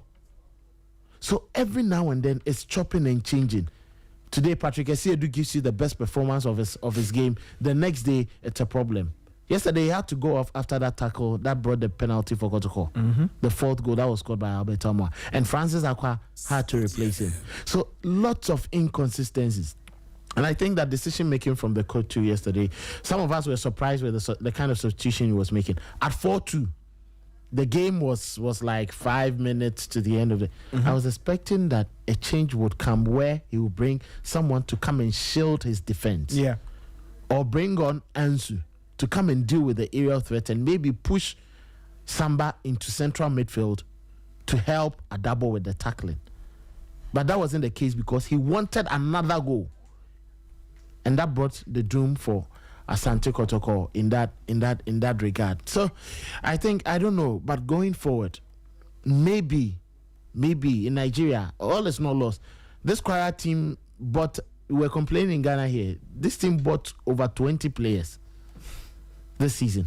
But it clearly gives you an indication that they had to buy players in areas that they think that they wanted to have the men. Yesterday, I was quite surprised how Kotoko were finishing off the chances. On any day in the Ghana Premier League, they waste as many chances as they create. But I don't know, Albert Amwa was fire. Entry had several efforts on target, some coming off the woodwork and all that. So it clearly gave you an indication that, yes, decision-making was top there in attack. But in midfield and the defense, that was where the problem was. Maybe, the coach, Zito needs to teach them one or two things. I don't know, when Dreams were playing in Africa, there was this guy who was playing in midfield, their midfielder. He used to tuck in his shirt and what we call pimpinis, high up his waist. I don't know, Michael, if you can remember that guy's name. Dreams had a central defensive midfielder, very excellent midfielder, who used to shield the defense. Maybe Zito can teach the likes of Entry and Adabo what that guy used to do. Emmanuel, I think he was called a J. Something a J. Yes. Emmanuel a J. I Is that I his don't know name? whether Yeah, it's... Yes. Okay. Very excellent player. Unknown, but he did the work. Maybe Zito needs to teach. There are technical fouls in games. You don't allow players who are dangerous to just find their way through. Yellow card near the Mawa, you still continue to play. Yeah. You can only be extra careful, but you would have taken your man out. You can't be soft and play in Africa club football and succeed. No. It won't happen. Hopefully the players learn this the hard way. And then maybe they would give in their best and going forward. But I think thumbs up to you know, a number of players. I think I would credit them: Samba O'Neill, Adabo, Peter Midu, Albert Amoa. They just Emmanuel Entry. They just give everything. But Entry needs, you know, that aspect of his game. Just work at it, and I think he's going to be, you know, a weapon going forward. But it's going to be a long day for Kotoko when they go to Nigeria, because what Kara need to do is either they win 1-0 and they win 2-1. They win 3-2, unless they also beat Kotoko by 4-3. Yes. Then we know that it evens everything out. But as to whether Kotoko can go there and score 3 goals, Zito is very confident. Yesterday at the post-match was like, you people, you've lost faith. Judging from what he did with Dreams FC, and you know him, he's always confident. Yes. Maybe he's also identified the errors and the loopholes in his opponent's, you know, team, and then can work it better. They just have a little over 6 days to correct all those mistakes, because we know that today is just going to be a recovery, tomorrow is going to be a rest. They are even in Kumasi. Okay. That means they would have a day off, and then they will have to work at it again at the training grounds until they fly out, maybe on Friday or for the game over the weekend. Abigail, any thoughts? Listen, I was Kotoko 4, Kwara 3. Yeah. It was interesting for some of us. I think that second goal will live with us for a very long time. It was a very beautiful goal. Kotoko second. Yeah. Very beautiful goal. Kamara just looked at that ball. Describe it for our listeners, those who may not have seen it. So Kamara had to restart the attack, and he decided to go to Amidu on his left, who was by far the brightest spot on the day for me and for the Nigerian technical director, like Kelvin mentioned. He received that ball, just decided to spread it to the other side and found Entry. Entry was there. He turned, and Albert Amma just had to fire that shot, and it was beautiful on the volley. I think that on the day there was that level of understanding, that camaraderie between Entry and Albert. It was very evident. It was good how they were able to complement each other at every point in time. But Amidu on that level made sure that he really troubled Kwara's Yaya Ibrahim, and he really had to suffer throughout the 90 plus 5 minutes that Kwara United played. But before that game, the media man that traveled with Kwara United, he mentioned it, and it was very spot on, that if there was anything players Kotoko should look out for, it would be those wingers that they would deploy. And it was no fluke. Aule John Mark had 2 goals. Shola came from the bench and also got that goal for them. But Isagata, the number 18 shattered guy, also did so well for them. They thought that, like they have done in the last 4 games, or like they have done to win that Federation Cup to get here, they would want to really sit back, hold that defense tightly, and then they get at Kotoko. But I think that Abdul Karim Zito also had other things up his sleeve. Like he mentioned in the presser, he was like, he thought of Kwara in a different way, and how they play, their output was equally different. And Godwin also mentioned that Kotoko he knew, but he also was surprised with the way they played. So clearly, they all had certain expectations of each other, but you could see that they all went out of their way to be able to put out that game. I personally didn't expect a 7-goal thriller. I was looking out for Kotoko to be able to win this one, but to be able to stretch this way, you score and then you concede some few minutes after that, those moments of losing focus at the back literally was what caused them. And it happened 3 times, and those were the 3 times that people capitalized on. So if we are going back, and mind you, the reverse fixture is also on a neutral ground. They are going to Abeokuta. They are not going to Ironi to go and play in Kwara, because that Kwara stadium is also unfit, and they admit that they are working on it. So if they go for it, maybe they can play there later. But this game will be played in Abeokuta, as they said, some minutes away from Lagos. So it is a neutral ground altogether, and the confidence with which they are going back, I'm sure, will stem out from the 3rd goal. Of course, I mean, if they had ended the game 4-2, they wouldn't be this confident, you know. And because one goal wins it for them. It's 1-0 should be enough. One of their media guys asked their captain, Kabiru, that is he happy? For them, they are elated because no Nigerian side have scored 3 goals in Ghana before. So for them, they are happy that they have 3 goals. And he had to respond and say, yes, 3 goals, it builds their confidence and all, but that is not what they're looking for. So their fans know that, okay, something good did come out of that trip to Ghana, one way or the other. Even though they are not coming with the win, they know that they can build on that. And the sequence with which the goals kept coming, that is what is troubling. And Kotoko clearly would have to be on the alert and on the lookout when they get to Abeokuta from the very minute to the very end of the game, because they've shown that on the bench there's a certain blonde-headed Emeka who will come inside, there's a certain Akimi number 3, and also if John Mark is unharmed and unhurt, he would also want to continue from where he left off, getting 2 quick goals for them in that game against Kotoko. They didn't look like a bad side at all, and guess what? They have that cushioning. They are comfortable just to win the Federation Cup, and their governor gave each player 5 million naira. So hold on, let me calculate. No, it's not much money. To them, it's a lot. If you bring it here, 1 million naira, there's no money like that. But they received 5 million. How much is that? 5. Hold on, let me do my calculation. So 5 their million. Money is not 5 million. Million is 6 zeros, right? Yeah. Hold on. How 5 many million zeros? naira. I'm to Ghana cities. But what I want to establish is they have that support, if it's financially, if it's physically. It's 40,500 cities. Hey, 40,000. Hey, you just said it like that. I'm not saying 40,000 this morning. Right, if I had 40,000, I'd be happy. I agree. For winning FA Cup, that's the Federation Cup. Yeah. Every other person. Each player. Not for the team, every other person. 40,000. Not bad. 979. 40,000. Not bad. It's not bad. It's not bad money at all. Children, 40,000. You know the governor was with them. Oh, he came with them. Yes. Yeah. No, that is how they own. That is true. Because at the height of Enyimbe's powers, Michael, help me with this. Was it Abba?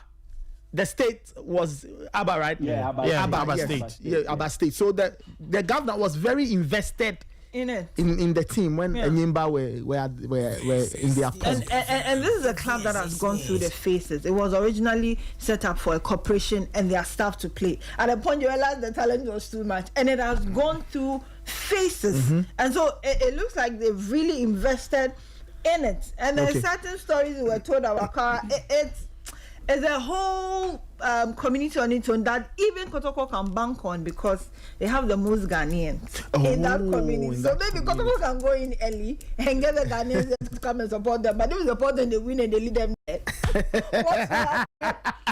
What will happen? We have nothing to talk about. But it is a very slim thread that they are working on. Possible they can get out of it, but it doesn't look that easy. Well, Asante Kotoko, we wish them the very best. Gold Stars have a more complicated tie to play in Algeria next weekend. We wish them the very, very best. The two teams, coincidentally, were supposed to face each other in the Ghana Premier League. That game will be played later. But the teams that played in the Ghana Premier League, switching tracks quickly, Aduana beat Nations by a goal to nil. That was a bit of a surprise, but yeah, Bechem and Holy Stars drew goalless. That was even more surprising. Samatex and Karela drew 1-1. All Blacks beat Brekum Chelsea by 3-0. For me, that is the result of the round. That is the result of the round. And someone has to be very careful. Samuel Bedu is walking a very tight rope there, because the results for Brekum Chelsea have not really gone well. They lost an FA Cup semi-final. A lot of people think they probably should have won. Yeah. And they've not started the season well at all. And they've lost to Swedru All Blacks 3-0 there. And then 11 Wonders lost at home to Bando Hearts of Lions. I'm not too surprised. 11 Wonders have had big problems. Last season, but you know, they were just promoted. They were just promoted. So last season they came in, I agree, but they just have the look of a team that is not too ready for the Premier League. It will take them a while, and they lost 4-1 to Hearts of Lions. And the new owners, let's the new owners are the owners of Lagos Cities. Lagos Cities. So yes, something is there. It will take time for them to settle here in the south, because they are playing here. They are not playing here because they are not this game at the near J crack. We mean, so they are now playing. So 11 Wonders are now playing here. Okay, so ordinarily they would have chosen the Legon Stadium But I think it's undergoing regression. And so they don't have So yes, they don't have access to it. And if you are playing away from, it's more like a neutral venue. So clubs will battle you, especially. And if you are talking about one of the best sides in the Ghana Premier League, it's Bashir Hayford's Heart of Lions. My only problem was with their scoring ability. But if they are able to score 4 in their second game and concede 1, it clearly tells you they've worked on the flaws. And now to the point that Chauncey Freeman got a goal. Yes, he got a goal in the second goal. Yes, so gradually they are picking up. I want to see if they can repeat this. But I think Lions out of the 18 is a side that kept like 99.9% of their players. Yes. So there's nothing. They lost only one. They lost only one. So that left that full. Michel Sapon. Yes. Michel Sapon couldn't survive and then he left. But now they've brought in a number of good players. There's this guy, even Echedogli, that central midfielder I was talking about during the top 4. He hasn't really, gotten an opportunity to cement himself into the team. So it's more like the core of the team that's still there. It's present. So getting Ismailado is still around. He's still around. Yeah. Ebenezer Ban, the captain, Hennessy is still around. The right back who got 5 assists, 2 goals last season is still around. And now they've brought in Paul Ateji, who is very much experienced. Michael knows that player very well. Yeah. And if you have Paul on your flank, creating lots of chances, and you have Chauncey with his rant in there, Kojo Obeng with his experience, he won't score, but he's a harasser. Yes. You get it. It does help the team, and I don't think they have so many issues. The experience of Bashir Hayford coupled with that youthful exuberance of the Daniel overall consistency, and they have a very good goalkeeper too. You mentioned Lawrence Osei is a very, very good goalkeeper. Friday, that when you look at the goalkeepers in the league, who are writing, they are chasing Asari for that spot. That's what. Who could make an argument for Kobe? We mentioned Emmanuel Kobe of Gold Stars. Yes, and Emmanuel Kobe, good. Lawrence, and then this goalkeeper Benjamin Asari. These three. Yes, these three. I hope the national team selectors are watching. Hawaii United won, Young Apostles won. Hawaii United were trying to get their first win at home. It didn't happen. Young Apostles stole a late equalizer. Nathan, I was at a venue. I watched the game. I don't know the sort of performance and energy Hawaii United played against Hartlepool was missing from their game after in the first half. I don't know whether it was pressure from playing their first ever GPL game at home. The difficulty was how to even get the ball to the final third. Now let me tell you something interesting that happened in the game. Both teams started with 10 players. 9 outfield players, 1 goalkeeper. Why? Each kept 1 player. Before the start of the game, the 2 players were sitting down. And they were being treated by the medics. Heart of Lions Hawaii were treating their own player, Richard Obeng, the central defensive midfielder. And then Young Apostles were treating their centre back. It had to take 26 minutes for Richard Obeng to go on the pitch, and then Hawaii also released their defender to get on day and age. Yes, that is what happened. That is what transpired in that game. So it takes you back to Kotoko and Ediana. You remember? Yeah, I remember. Maxwell Kuno. Yeah, 10 players each. Thank you. But this time around, they did not. I think that was in the second half, when the players decided not to come on early. So with that, the referee showed them the yellow card. But in football, they alerted the referee that our players who are coming on, they are injured, but we are treating them. They will come on later. It is allowed, even if you start with 8 players. 8 or 7. That is 7 outfield, 1 goalkeeper. Yeah.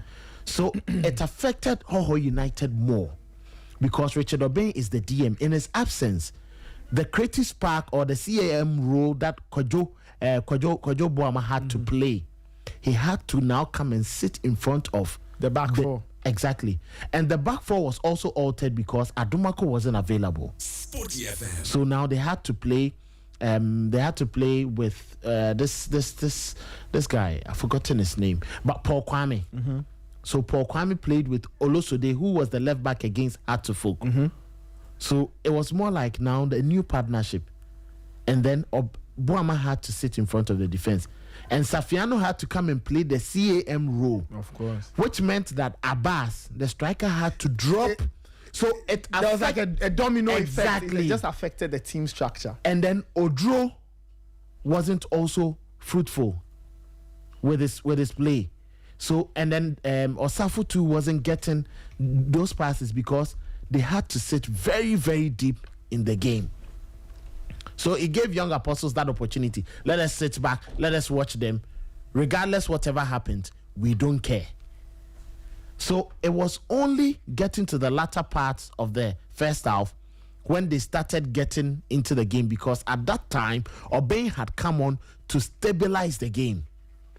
And now Boama had, an opportunity to set forward. So that was when Odro and then Osafo started coming into the game. But young apostles held their own and then went to the break. Now, just inside the opening minutes of the second half, Boama did his thing. He got into the final third of the pitch, at the edge of the penalty area, sent in the delivery, and Abbas sneaked in behind the two centre backs to give the opener for Hoho United. He tapped him brilliantly. But you know what the coach did, Tijani Abdul Rashid? I don't know that coach. I'm sure. I don't know. He's good for TV broadcast. Yesterday after the equalizer, they showed him again. You remember when Kotoko scored against Hato and he was chewing the gum? Yeah. Yes. They gave him another shot. Michael is laughing. They gave him another shot. We'll get that shot. We have another meme. Okay. So what happened was now they were in the lead. How to keep the lead and even score more. He took Abbas off. And it was the same thing lots of us were asking questions. Pitami Duakwa was playing well for Kotoko. Why? How did Zito take him off? It was the same thing that happened. The guy just got a goal, which meant he had learnt his lessons from the first half.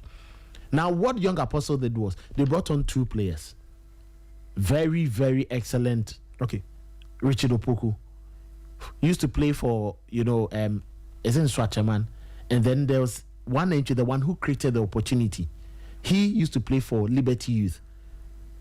The calm with which he got past two players and played in that pass. And when Opoku also got the ball, he took his time, looked at the goalkeeper who committed.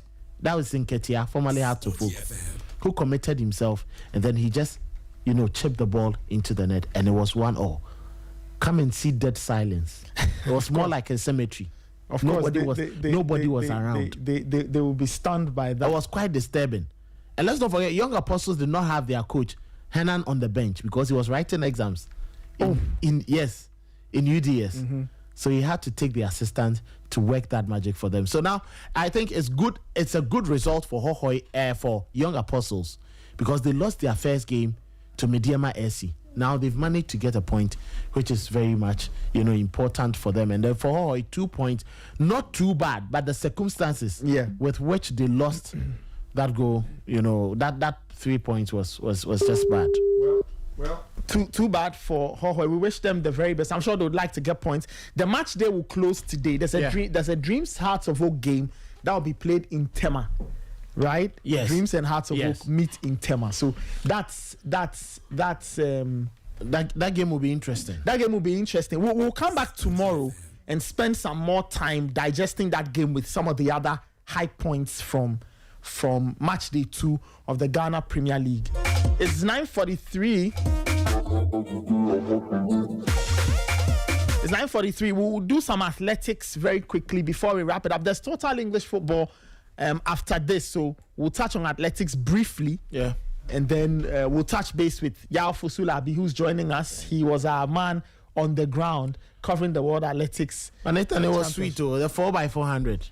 Oh yeah, it was a brilliant race. But Botswana, it was just brilliant. They are doing something amazing. The final 20 meters of the race, the guy was just splendid. How he managed to get past, the American. I'm sure right, Benjamin and the likes will not be happy seeing that. That was a brilliant pace to finish up. Let me go to the line. Let's catch up with Yao Fusulabi there. Good morning. How are you doing? Good evening. I'm fine. How are you doing? Wonderful. It's it's almost 7 p.m. in Tokyo, right? Yeah, it's almost 7 p.m. Great stuff. We all saw the races, the events, all of those things. You were at the stadium. How was it like seeing the finals follow each other? First the 4x4, then 4x1, and all the others with the drama that ensued. How was it? Just take us through the vibe and the emotions. Well, Well, to be honest with you, Nathan, I didn't watch our 4x1 race, and I have not seen it till now. I mean, I think the only one I think I watched it back when Joe Paul was handing over the baton to Samino. That was what I watched back, but I couldn't watch the race in real time. I watched the 4x400 though in real time, and I think that what the Botswanans did was incredibly good, and you know that celebration they did at the end when they finished the race, and then so Kevin Achipi told us in the mix zone that he's a fan of Rudiger and he's a fan of Real Madrid. Oh, so, I see. And so they had to do that.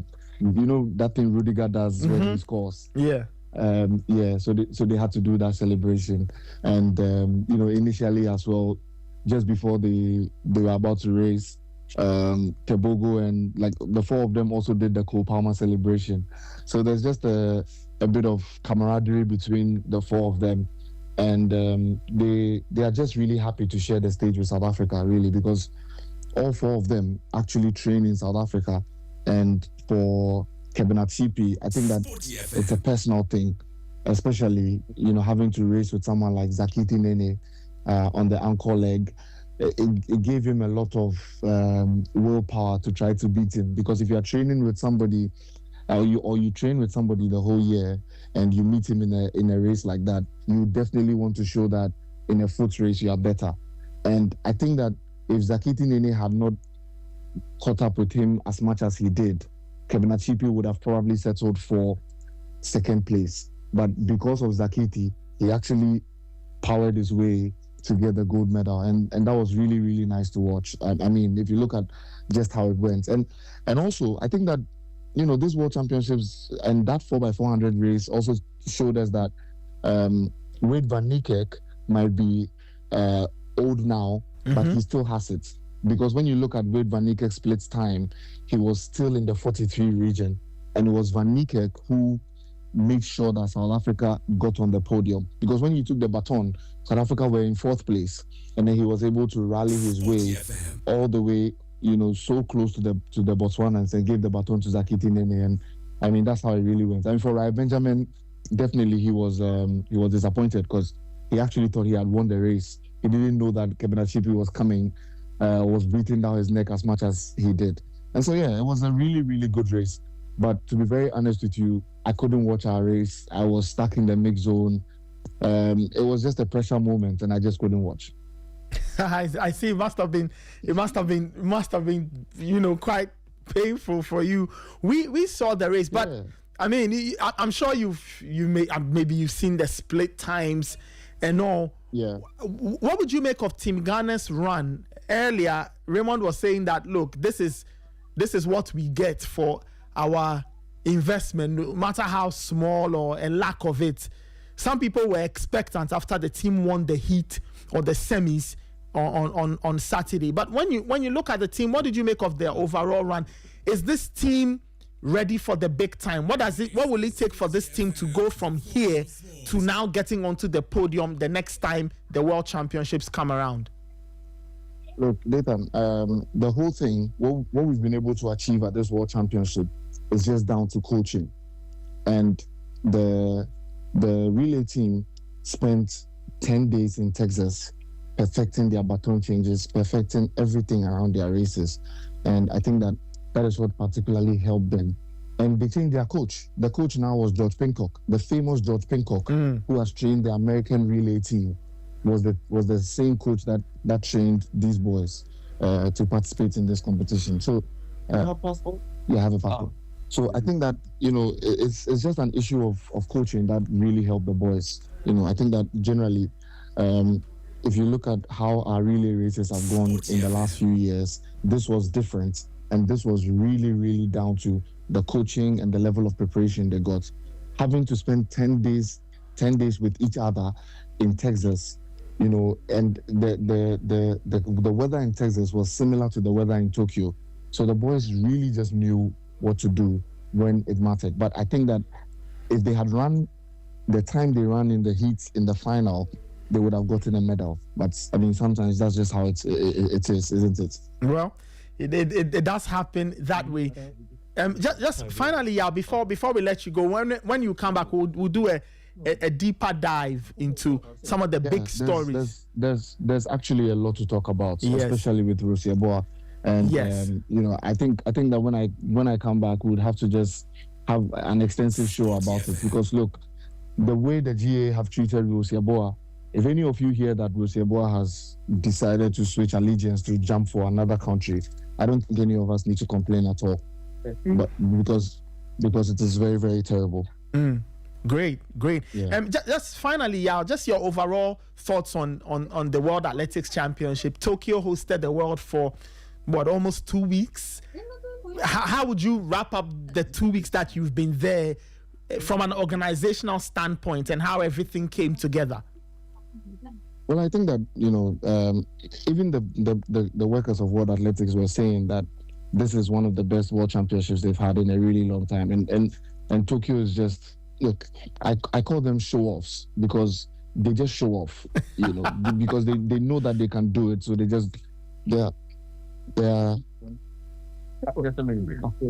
so there are robots cleaning stadiums, there are cars everywhere, the subway works incredibly well.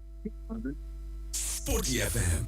Like everything is just going on, smoothly. And look, the people are welcoming, the fans are great. Everything was just on point, really. And I think that from an organization.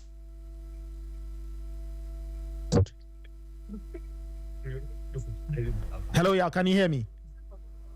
I hear you. Yes. I think you. Yes, I can hear you now. You were wrapping up with your thoughts. I lost the last few words you were saying. I'm saying that I think that with organization, they've done excellent with the organization. I mean, I don't think I've gone for any football tournament that has matched up to what I've seen here at the World Athletics Championships. This is really, really the best. And thank you very much. Thank you so much. Thank you. And I think that Tokyo really, really came out. The fans were great. The activities they were doing, everything really. Look, that there were cameramen who came to Tokyo without cameras, and they were able to rent cameras and lenses, and then they used it for the entire period. The voice of sport. And that should tell you how incredible it is, because there was a Nikon store, there was a Sony store, and as a cameraman, you just show your accreditation, walk into any of these stores, pick up equipment, and go and use them for free, and then just return them when the tournament is done. How cool is that? Yeah, that's absolutely brilliant stuff. Exactly. And look, the media center was just exquisite. Like it never ran out of coffee, it never ran out of food. Everybody was just working as they should.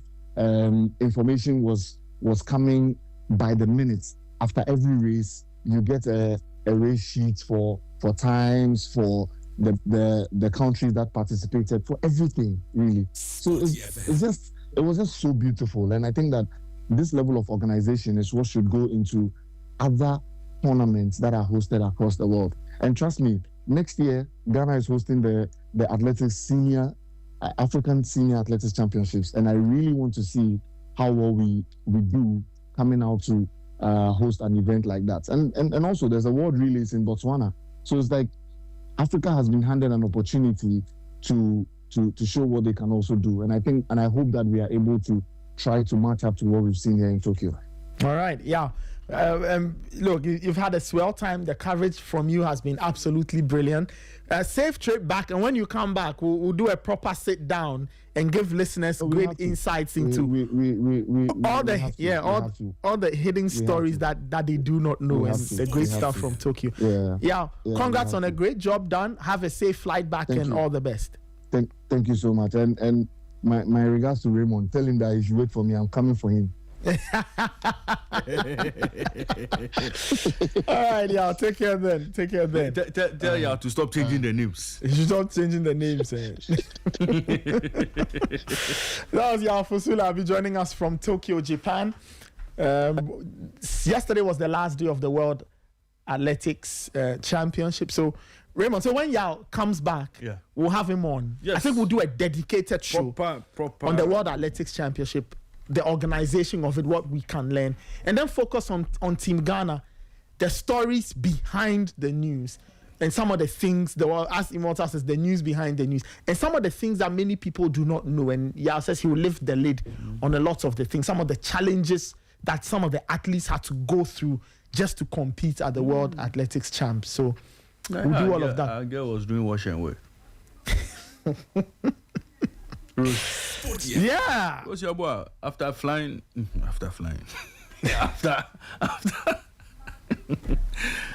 After completing every event, she has to go and wash her kits, ready for the next day. But anyway, wait, did they go with podium wear? I don't know. No, I just want. No, I don't know.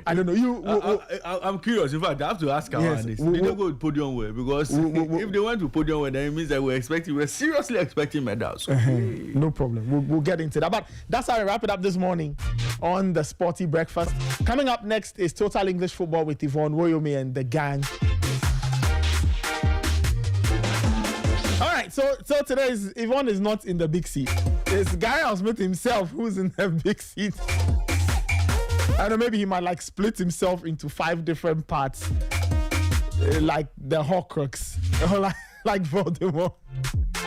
Anyway, that's how I wrap it up this morning on the Sporty Breakfast. My name is Nathan Kariwan. Yamado did this with me. Thank you so much. Thank you to Michael Asai Bredu, Abigail Senasusu, Kelvin Owusu and Sadie joined me. Thank you to all the people who called in and the messages. We appreciate it. There's the news at midday, the Sporty Plug at 12:30, the Sporty Drive at 4. We have a lot of things for you on this wonderful holiday. And it all starts off with Total